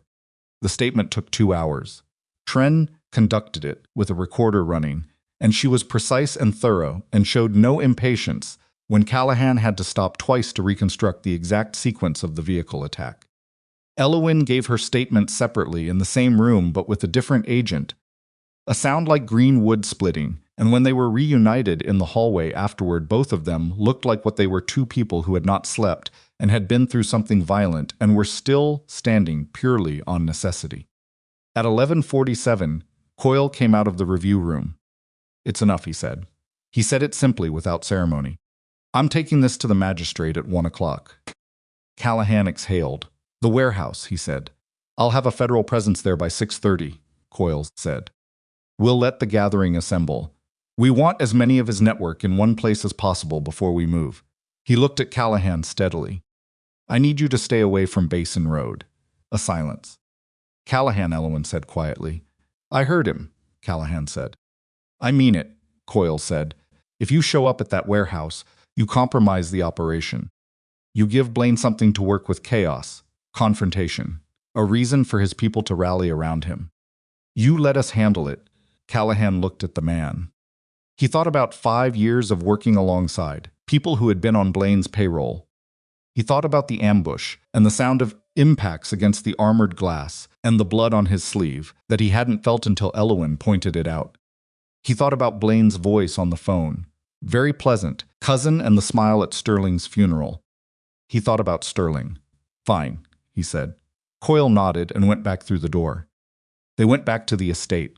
It was the first time they'd been there since the ambush, and walking through the front door felt different, not unsafe exactly, but changed. The way spaces change when something violent has happened near them, and you return afterward, and the ordinary objects all look slightly foreign. Callahan changed his shirt. Elowyn went to her room and came out 20 minutes later, in different clothes with her hair pulled back. She looked better than any would splitting. That she had any right to look given the previous 18 hours, which he attributed to the particular resilience of people who have decided that falling apart is a choice they don't have time for. They sat in the kitchen, not the library, not the study, just the kitchen, because it was where they'd ended up, and neither of them moved and drank coffee and waited. 3 o'clock came. 4 o'clock. At 4:40 Coyle called. Warrant signed, he said. We're moving into position now. At 5:15 Garrett called. He had eyes near Basin Road, not at the warehouse, just nearby, the kind of casual observation that didn't constitute presence. He said vehicles had been arriving since 4:30. He counted 11 so far, including 2 he recognized as belonging to men on Blaine's internal payment list. At 5:50, Elowyn's phone buzzed. She looked at the screen and something crossed her face fast contained. What? Callahan said. She turned the phone toward him. A message from an unknown number, 6 words. He knows you talked to Coyle. Callahan stood up immediately. He called Coyle. Voicemail. He called Wren. She picked up on the 3rd ring. Someone tipped Blaine, he said. He knows about the FBI. A short silence. When did you receive? Just now. A message. Hold on. He heard her voice on a radio, quick and clipped. Then she came back. We're accelerating. Callahan, stay. I know, he said. Stay away from Basin Road. He hung up. He looked at Elowyn. She was already looking at him. If he knows about Coyle, he said, he has 2 options. He runs or he moves now. He won't run, she said. He has 5 board votes and a room full of people who've committed to him. If he runs now, he loses everything. She paused. He'll move. He'll push the board vote through before federal agents can get there and then use the legitimacy of the vote as cover. So he's doing it right now. Probably, she said. He stood in the kitchen of his house and thought about Coyle's instruction and the operational logic behind it and the specific feeling of having spent 3 months being outmaneuvered and outweighted and nearly killed. And he thought about the board meeting and the 5 votes and the room full of people who were about to watch Blaine Voss declare himself the legitimate head of his uncle's empire. I have to go, she said. Coyle said. I know what Coyle said. She stood up. She was already reaching for her jacket. I'm coming with you. He looked at her. Elowyn. The cipher, she said. I'm the one who can freeze the accounts. If Blaine pushes through a board vote and files governance documents and gains operational access to the systems, I'm the only one who can shut that down. She held his gaze. You need me in that room. He wanted to argue. He went through the argument in his head in about 3 seconds and found that she was completely right and that there was nothing to say to counter it. Stay close, he said. I'll be right next to you, she said. They moved. Basin Road was in the industrial waterfront district, a strip of working warehouses and container yards that operated on the legitimate side of the harbor economy and had been Voss maritime territory for 20 years. The warehouse Blaine had chosen was the largest, a working storage facility, currently holding a partial load of containers, with a central floor space large enough to fit 50 people comfortably. There were more than 50 people when Callahan and Elowyn walked through the side entrance at 6:17. Garrett had gotten them in through a loading dock that Callahan knew and Blaine apparently hadn't accounted for because there was no one watching it. They came through a corridor between container stacks and emerged onto the periphery of the main floor, and the first thing Callahan saw was the assembled crowd operational people, board members, syndicate contacts from Providence and Hartford, and the Connecticut coast, standing in clusters with the specific energy of people who are waiting for something official to happen. The second thing he saw was Blaine. He was at the far end of the floor, standing on a raised platform that someone had constructed from pallets and boards not high, maybe 18 inches, but enough to be visible. He was in a dark suit, and his expression had the particular quality of a man who has spent years preparing for a room and has finally arrived in it. Sabine was beside him in black, her posture composed and proprietary. The third thing Callahan saw was that Coyle wasn't there yet. Blaine saw Callahan at almost the same moment. The room felt the shift before it understood it, a collective attention moving, necks turning, the ambient noise dropping as people registered that something had changed about the situation. Blaine's expression moved through several things rapidly. Surprise, contained immediately, recalculation, and then something that settled into a performance of confidence, because Blaine was very good at performing confidence. "Callahan," he said. His voice carried easily across the floor. "I heard you had a rough night." Callahan walked toward him. Elowyn walked beside him. People on either side moved not dramatically, just creating a corridor, the unconscious human acknowledgement that the two figures crossing the floor required space. "You sent men to kill me," Callahan said. He said it clearly and without heat, which was more effective than saying it any other way. The room's ambient noise dropped to nearly nothing. "That's a serious accusation," Blaine said. "I know what it is." Callahan stopped 12 feet from the platform. "I also know what this is." He looked at the assembled room, the board members, the syndicate contacts, the operational people. "I know who's been paid to be here and what they were paid with." He paused. "And I know where that money came from." Blaine's jaw tightened by a small degree.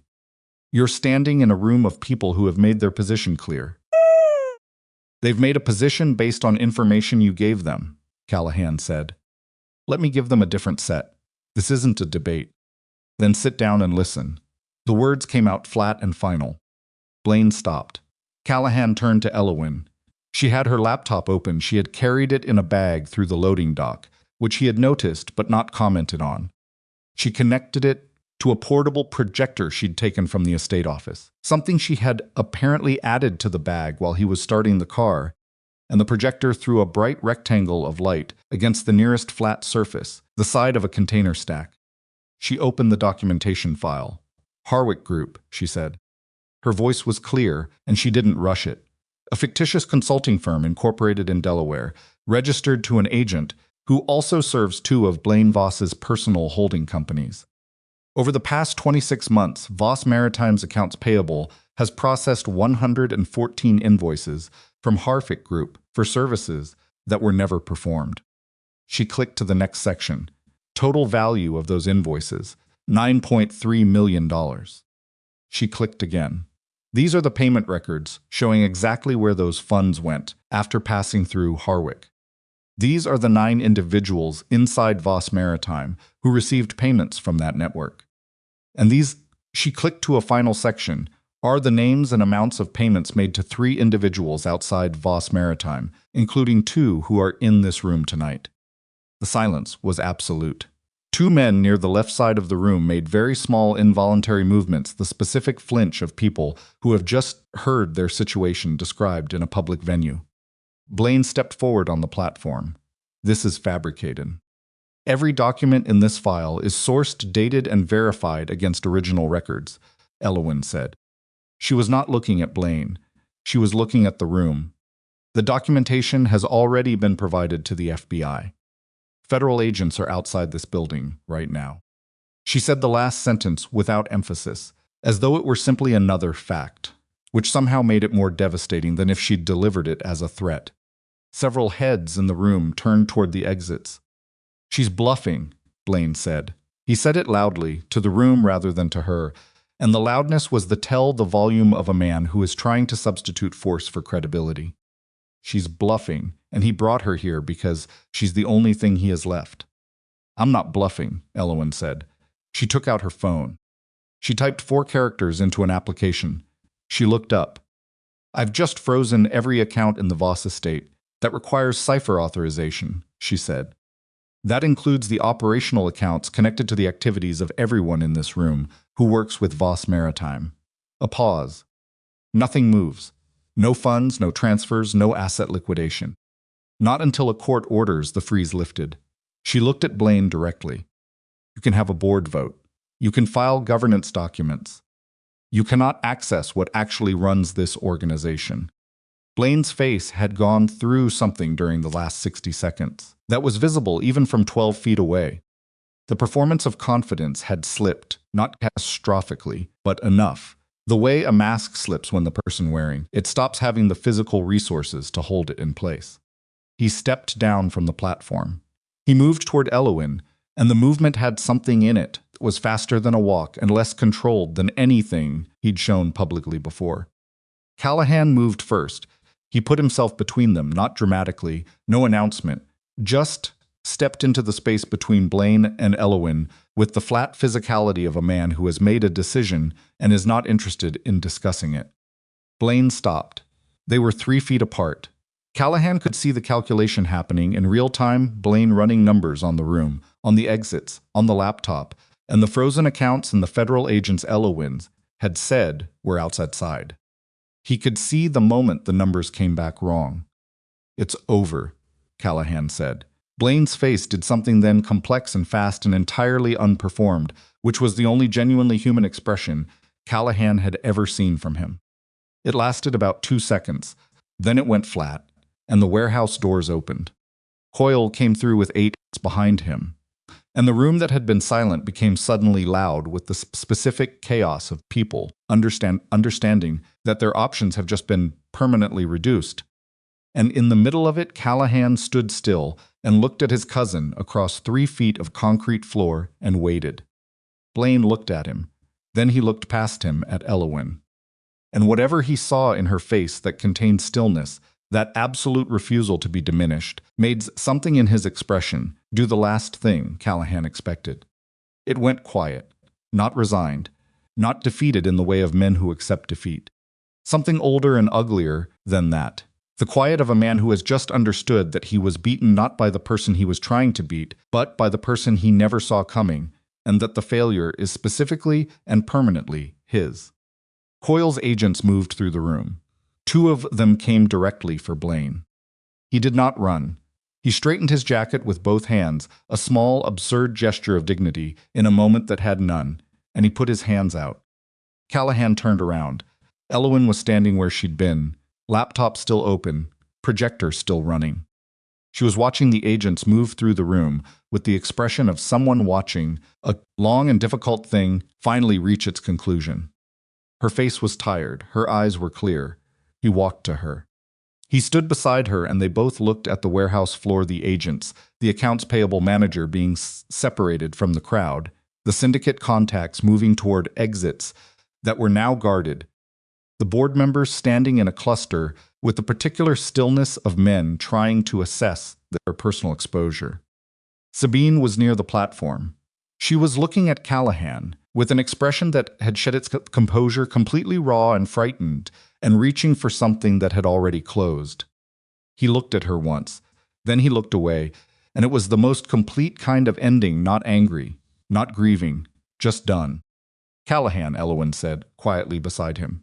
He looked at her. She nodded toward Coyle, who was crossing the floor toward them, with the measured pace of a man who has just watched an operation conclude the way he needed it to, and is now moving toward the part where the paperwork begins. There was still the board. Still the governance documents Blaine had prepared. Still, the organizational relationships that would need to be addressed, and the legal structure of everything Elowyn had frozen, and the weeks of federal process that would follow this night. There was still everything that came after. But the warehouse floor smelled like salt water and concrete, and the particular aftermath of high stakes, and Blaine Voss was in handcuffs 12 feet away. And the woman who had spent 8 weeks building the case that put him there was standing beside Callahan, with her laptop under her arm, and her reading glasses pushed up on her head, and her shoes that were entirely wrong for a warehouse floor. Coyle arrived and extended his hand. "Good evening," he said, which under the circumstances struck Callahan as almost funny. "Is it?" Callahan said. "Getting there," Coyle said. And across the warehouse, through the open doors, the Boston harbor was dark and wide and indifferent, moving the way it always moved. A Sumner's Flusenern amount, and somewhere out on the water, the channel lights blinked their slow, patient signals to ships that were coming in, and ships that were heading out, and ships that were still deciding which direction they were going. The paperwork started that night and didn't stop for weeks. Coyle's team processed 31 people from the warehouse, not all arrested, some detained for questioning, some released with the understanding that their cooperation would be evaluated against their level of involvement.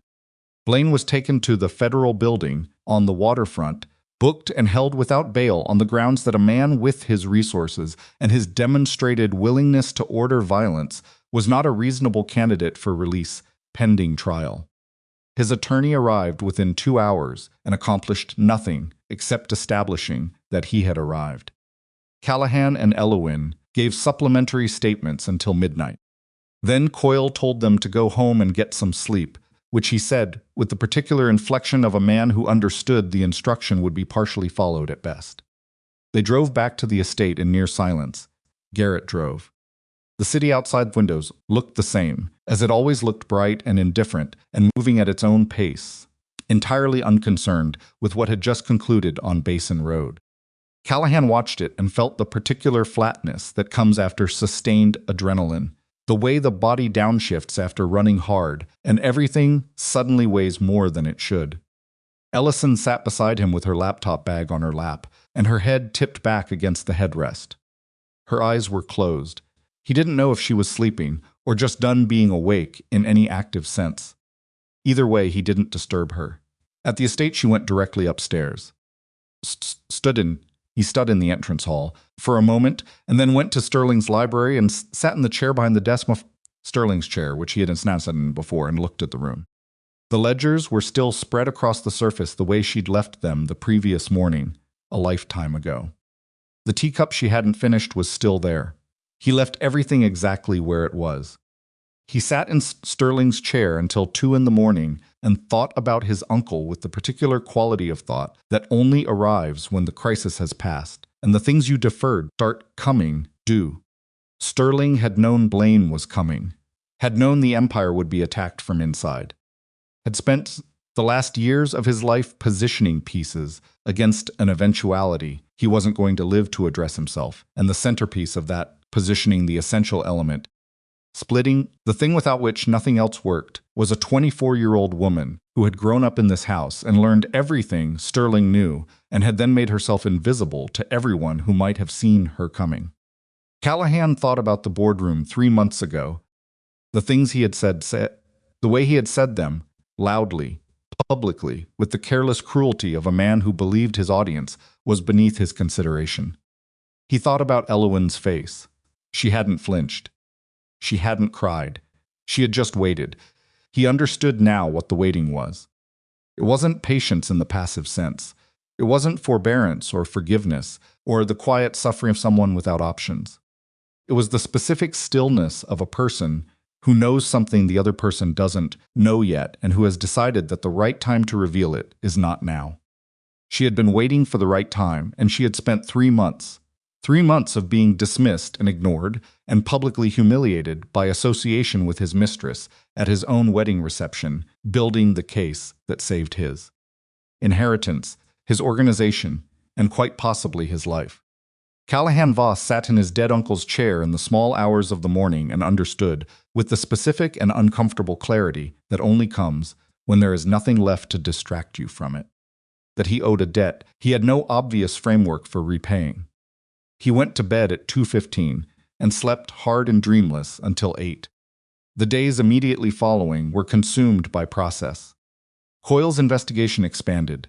Federal subpoenas reached into every subsidiary account connected to the Harwick network, and the documentation Elowyn had compiled became the structural backbone of what would eventually be a 30-count federal indictment against Blaine Voss and 11 co-conspirators, including Marcus Hale, who had entered into a cooperation agreement within 48 hours of the warehouse and was providing testimony that the prosecutors described to Callahan, with careful professional understatement, as extremely useful.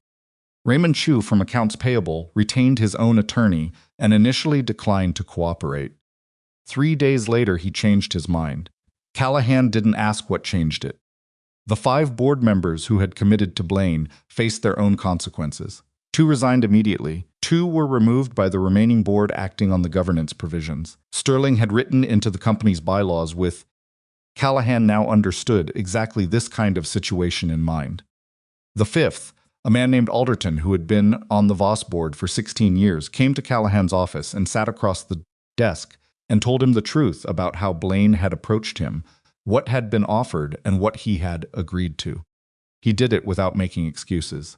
Callahan listened to the whole thing and then said he would make no decision about Alderton's position until the legal proceedings were concluded.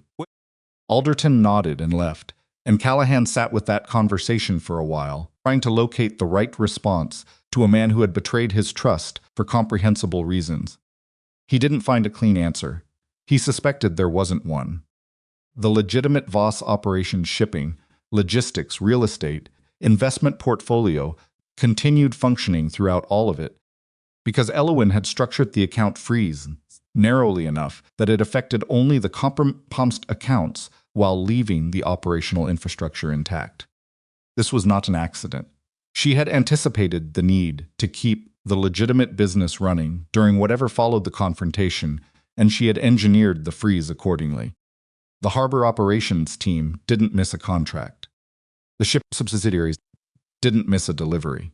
On the 11th day after the warehouse, Callahan called a full meeting of the remaining board and the senior operations leadership.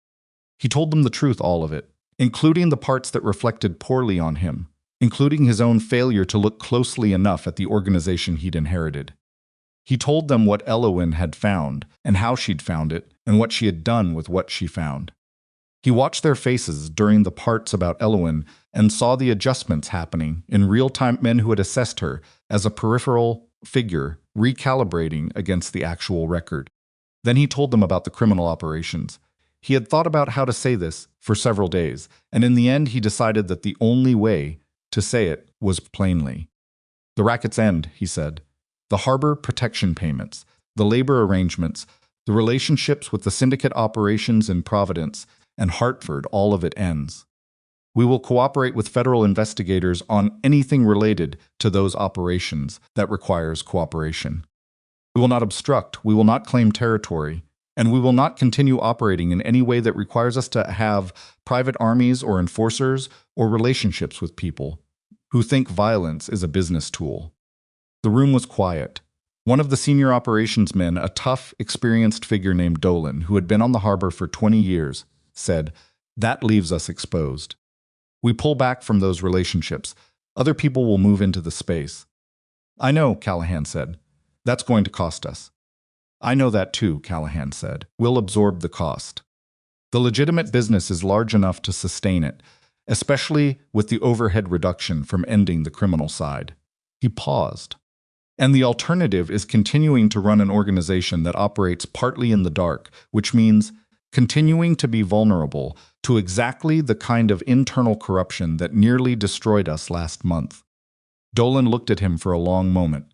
Then he nodded. Not warm, not enthusiastic, just the acknowledgement of a man who respects a decision that's been thought through, even if he wouldn't have made it himself. The meeting ended. Callahan walked back to his office and found Elowyn in it. She was at the small conference table in the corner, not at his desk, reviewing something on her laptop. She had taken to working in various rooms of the estate, depending on what she was working, a pattern he had stopped questioning and started finding reasonable. She looked up when he came in. "How did it go?" she said. "They heard it," he said. "Some of them won't stay. Dolan will probably stay." "Dolan's been on the harbor his entire life," she said. "He'll adapt." He sat down in the chair across from her. "I want to talk about your role," he said. She looked at him steadily. "The company needs a chief strategy officer," he said. "Someone who understands the full financial architecture, the regulatory environment, and the operational structure well enough to build a legitimate growth strategy from scratch." He paused. "I think you already know what I'm going to say. You're offering me the position," she said. "I'm asking if you want it," he said. "Those are different things." She was quiet for a moment. She looked at the laptop screen and then back at him. "Sterling paid for my education," she said. 6 years of it. Finance, law, strategy, the specific architecture of this company. A pause. I used to ask him why he was teaching me all of it. He never answered directly. He would just move on to the next thing. He knew, Callahan said. He knew some version of it, she said. I'm not sure he knew exactly how it would play out. He knew enough. She closed the laptop.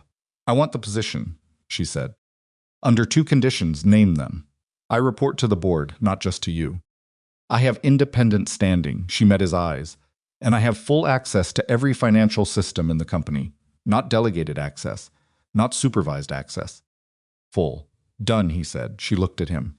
You didn't negotiate, she said. You've earned both conditions 3 times over, he said. There's nothing to negotiate.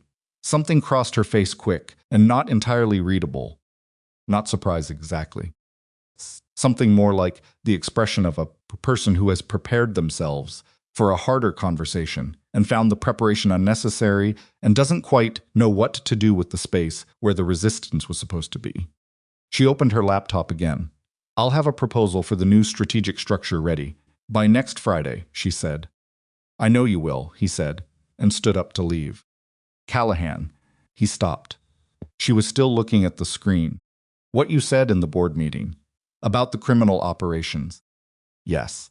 Sterling would have done the same thing, she said. Eventually. He used to say the legitimate side was the point. The other part was just the layer that accumulated before someone figured out how to build the real thing properly. He stood in the doorway with that for a moment. You never told me that before, he said. You didn't ask before, she said. He left her to it. The trial began 8 months later and lasted 11 weeks. Callahan testified. He sat in the witness box in a federal courtroom and answered questions from prosecution and defense about the Voss organization's structure, about what he knew and when he knew it, and about the criminal operations he had subsequently dismantled.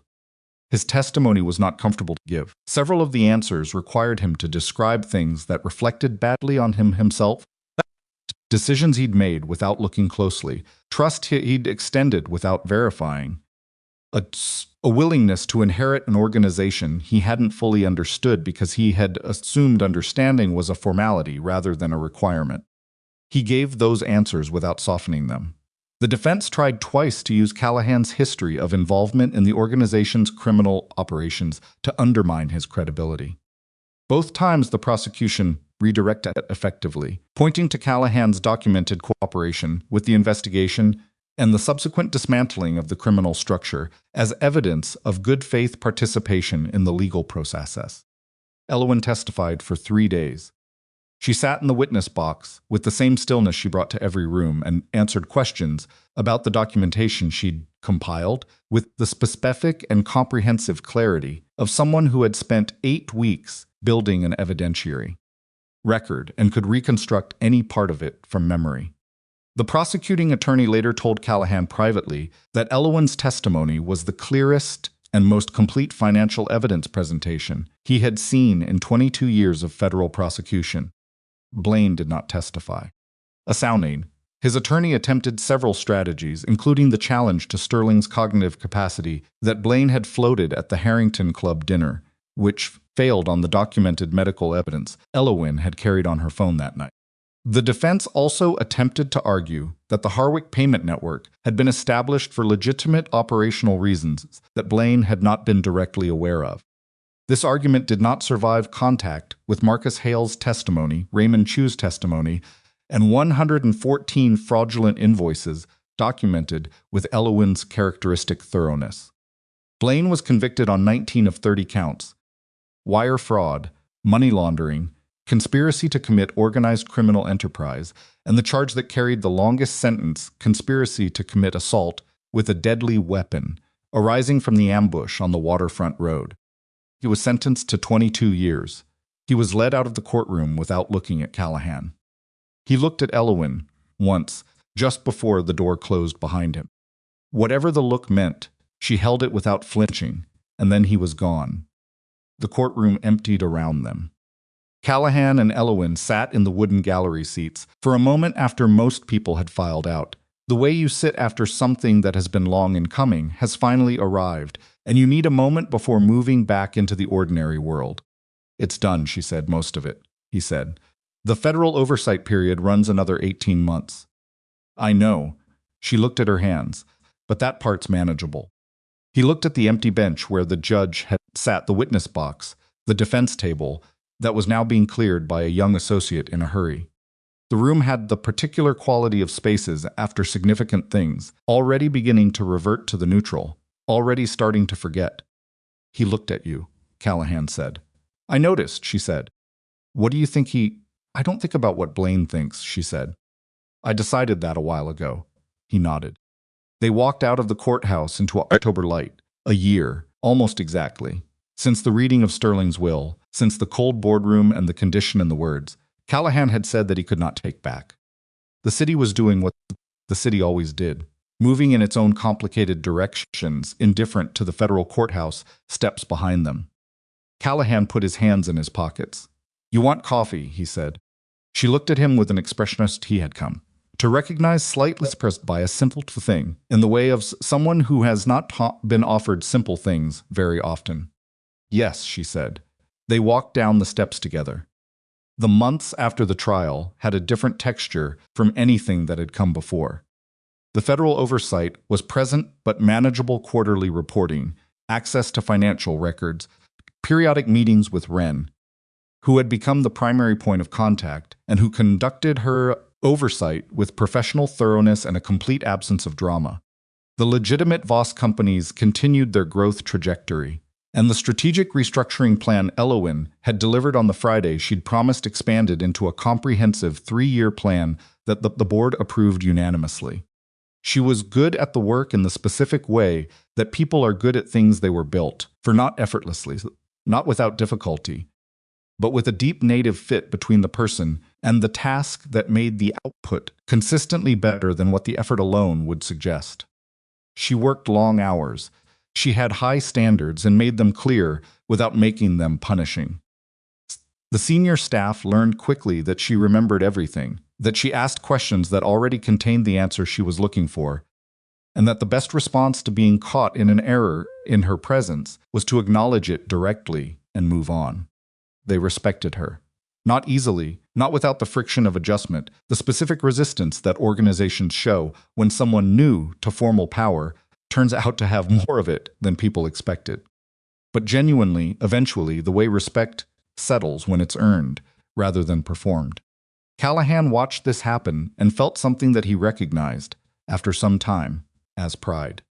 Not the ownership kind, not the pride of a man whose possession is performing well. Something more complicated and more honest than that.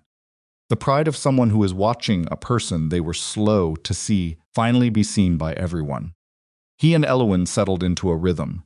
They had dinner together most nights, not as a rule, just as a pattern that emerged from the fact that they were both usually in the house, both usually done with the day's work around the same time, and both apparently found the other's company preferable to eating alone. They talked about the company, about the federal process, about books she was reading and legal cases he was tracking, and a renovation project Callahan had begun on the harbor-facing wing of the estate that he told himself was practical and that he suspected was something else. They did not talk about the marriage. The 3-year mark was not a thing either of them raised directly. But it was there, an approaching date on the invisible calendar that both of them were aware of, with the specific awareness of something that has been agreed not to discuss until it requires discussion. 3 months before the 3-year mark, Callahan's personal attorney Freed called him about an unrelated estate matter, and at the end of the call said, with the particular delicacy of a man who has decided something is his professional responsibility, "You'll want to think about what you'd like to do regarding the marriage timeline. The original condition expires in about 90 days. I know, Callahan said. If there's anything you'd like to formalize in advance, any documents you'd like prepared. I'll let you know, Callahan said, and ended the call. He sat with it for 2 weeks. He thought about what Elowyn had said in the safe house kitchen, with her hands flat on the table and her face tired and clear. I'm not doing it for you. I'm doing it for Sterling. He thought about what was true in that statement. It had been true when she said it, and what might or might not still be true now, and how much the distance between those two versions of the truth mattered. He thought about who she was when she arrived in this marriage and who she was now. Saunitsa. Not that she had changed in any fundamental way, she hadn't, and that was one of the things he understood about her that he hadn't at the beginning. She had simply stopped concealing. The oversized sweaters and the severe hair and the large glasses and the careful invisibility, those had been choices, tactical ones, and as the tactical need dissolved, the choices dissolved with them. What remained was the same person who had always been there, just no longer compressed into a shape designed to go unnoticed. He thought about himself. He thought about the 30-year-old who had sat of a conference at the head of a hundreds table and laughed at a woman he hadn't bothered to know.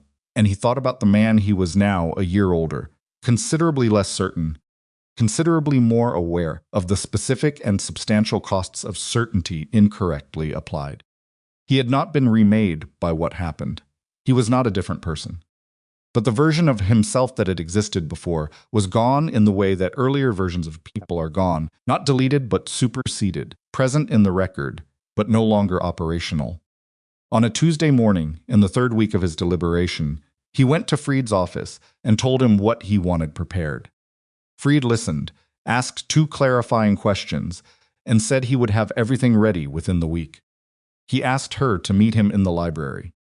He chose the library because it was Sterling's room, because it was the room where everything real between them had begun, where she had walked in without knocking and set a folder on his desk and told him to look at it tonight, where the first genuine thing had happened between 2 people who had been sharing a house as strangers. She came in at 7 in the evening, still in the clothes she'd worn to the office, a glass of water in her hand. She looked at him. She looked at the 2 documents on the desk. "Sit down," he said. She sat. He stayed standing. He practiced what he was going to say and had decided halfway through the practice that prepared speeches were the wrong instrument for this conversation. "The 3-year mark is in 6 weeks, he said. "I know," she said. "The condition expires. You're free to go." He paused. "Legally, on paper, everything Sterling put in place concludes." She was looking at the documents on the desk. Her expression was the kind of careful that comes from a person who is tracking several things at once. "The first document," he said, "is the divorce filing. Signed, dated. It needs only your signature to proceed." She looked at it. "The second document is a deed of transfer. Half of my personal ownership stake in the legitimate Voss company's maritime logistics real estate. The portfolio transfers to you, in your name alone, unconditionally." He paused. "Not contingent on whether you sign the first document. Not contingent on anything. It transfers regardless of what you decide." She looked up from the documents to him. He held her gaze. "I'm not giving you leverage," he said. "I'm not giving you a condition. I'm giving you what you earned, what you built, what you saved." He paused. "And I'm giving you the choice, actually giving it to you, which I understand is not something I did at the beginning about what you want to do next." The library was quiet. Outside the windows, the harbor moved the way it always moved, restless and consistent and entirely its own. Elowyn set her water glass down on the desk. She looked at the 2 documents. She looked at them for a long time, not hesitating. Callahan sensed, but the specific looking of someone who is confirming what they already know against what they're seeing. "You signed the transfer first," she said. "Yes, before you knew what I'd decide." "Yes," he said. She was quiet. "Callahan," she said. "I need to tell you something." He waited. "The first year," she said slowly, "I spent almost all of it waiting for you to become someone I had to protect myself from. Not just professionally, personally." She paused, because that was what I had learned to expect. From men with power who thought they owned the space they stood in. She looked at her hands. "And you were exactly what I expected for a while. The mistress at the wedding. The dismissal in front of the board. The months of being furniture." He said nothing. There was nothing useful to say. "And then you sat down in this library," she said, "and you read that folder, and you asked me why I was doing it. And the question, the fact that you thought to ask it, that you didn't just take the information and move on, that was the first time I thought maybe I was wrong about the ceiling of who you were capable of being." She looked up. "You changed," she said. "Not completely. You're still arrogant. You still walk into rooms like they owe you something. A pause and something that was almost a smile crossed her face briefly. But you changed in the ways that matter. And that's not a small thing. Most people don't. He was very still. What are you telling me? He said. She reached out and picked up the divorce filing. She looked at it for a moment. Then she set it aside, not tearing it, not dramatically, just moving it to the edge of the desk, out of the center. I'm telling you, she said, that if you're asking me what I want, not what's strategic, not what's practical, not what's in Sterling's will, then what I want is to stay. The room was very quiet, not because of the company, she said. Not because of what you just transferred. She paused, seeming to search for words that fit and finding that the simple ones were the right ones. This. What this has become. Callahan sat down across from her. Not at the desk, he pulled a chair around so that they were facing each other, close the way you sit when the formality of a surface between you is the wrong thing. I need to say something, he said. Okay. What I said in that boardroom, he said. The first day. What I said to the board and what I said to you. Callahan, let me say it. He looked at her. I was cruel. Not careless cruel.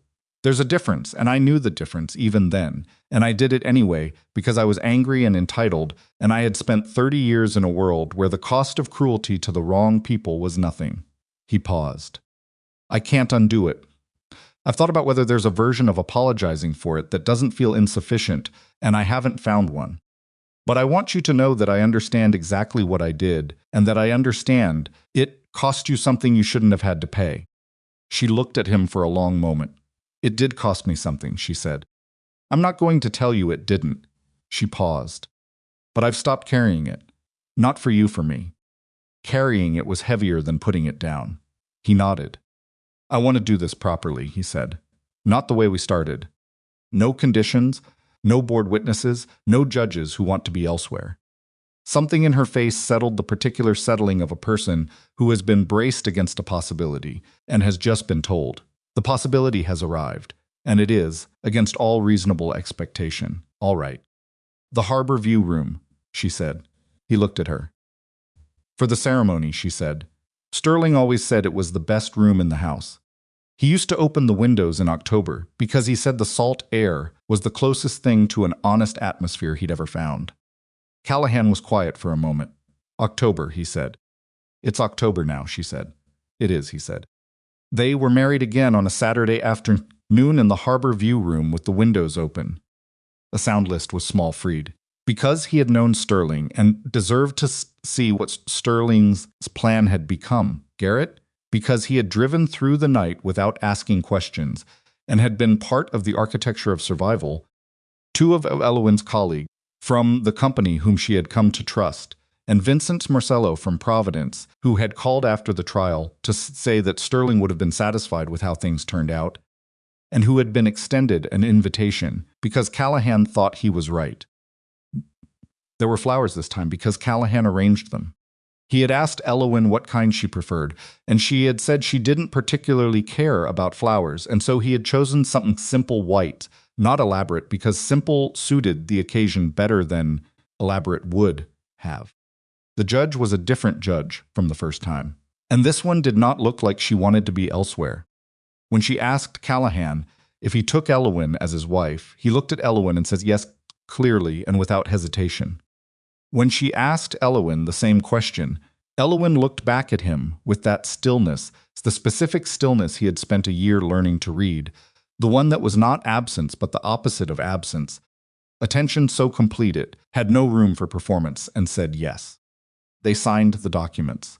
Marcello shook Callahan's hand and held it a beat longer than necessary, the way old men do when they are communicating something that doesn't fit in a handshake, but a handshake is what's available. Garrett looked at the harbor and said, Sterling picked a good one. He was not wrong. That evening, after the guests had gone, and the Harbor View Room had been cleared, and the white flowers had been moved to the kitchen table, where they looked better anyway, Callahan and Elowyn sat on the low stone wall of the estate's harbor-facing terrace and watched the water in the dark. She had a glass of wine. He had nothing he had found in the past year that he drank less, without having made a decision about it, in the way that some habits change when the conditions that created them change. The harbor lights moved on the water. The channel markers blinked their patient signals. Somewhere out on the dark, a ship was moving. They could see the running lights, red and green and white, tracing a slow arc toward the open water beyond the harbor mouth. He would have liked today, Elowyn said. Sterling? Yes. Callahan looked at the water. He would have been insufferable about it, he said. He would have acted like it was obvious from the beginning. It was obvious from the beginning, she said. He looked at her. She looked back at him with something in her expression that was dry and warm at the same time. The specific combination that he had come to understand was the closest she came to open amusement, and that he had come to find more worth having than the easiest laughter in any room. Not to me, he said. No, she agreed. Not to you. He looked back at the harbor. I want to ask you something, he said. Ask. All of it, the 3 years, the work, the ambush, the trial, the company. If you had known at the beginning what it was going to cost you, what it was going to require. He paused. Would you have done it? She was quiet for a moment. I made a promise to Sterling, she said, not out loud. Just a decision I made when I understood what he was asking me to do. That I would protect what he built, for as long as it needed protecting. That's not what I asked, he said. She looked at the water. No, she said, it isn't. A pause. I would have done it differently. I would have demanded more from the beginning, not from you specifically. From the situation, from myself. She paused again. But yes, I would have done it. He nodded slowly. What about you? She said. He thought about it. He thought about the boardroom and the will and the fury of a man who had been handed a condition he couldn't refuse. He thought about what he had believed at the time, that he was being managed, maneuvered, placed in an arrangement designed to constrain him. He thought about how much of what had followed he had spent moving in the wrong direction before circumstance, and one very patient woman had collectively redirected him towards something he hadn't had the imagination to look for himself. I would have listened sooner, he said. If I'd known how. You didn't know how, she said. It was not an excuse. Just a statement of fact, offered without softness and without judgment. No, he said. I didn't. The ship on the harbor had found its heading and was moving steadily now, the running lights stable and purposeful, the dark water dividing before it and closing again behind. It would be out of sight within the hour, past the mouth of the harbor and into the open ocean, on its way to wherever its manifest said it was going. Elowyn's shoulder was against his arm. She had leaned into him without ceremony, without announcement, the way people do when they have reached a point beyond which formality is simply unnecessary. He felt her warmth through his sleeve, and the slight weight of her, and the particular quality of her presence, the presence of someone who did not take up more space than they needed, and who made the space they occupied feel inhabited rather than crowded. He thought about Sterling. He thought about what it must have cost Sterling to keep this particular secret, to watch his arrogant nephew move through the world with such perfect certainty, to watch Elowyn make herself small and invisible, to understand that the machinery he was building required both of them, and that neither of them was ready yet. To be dying and still patient. To arrange the pieces on the board and then release control of the outcome, because the outcome required people to find their own way to it, and no amount of engineering could substitute for that. Sterling had placed a bet on 2 people he believed, in one of whom had given him every reason for that belief, and one of whom had given him almost none. And he had bet on both of them anyway, because he had seen something in Callahan that Callahan had not yet seen since himself.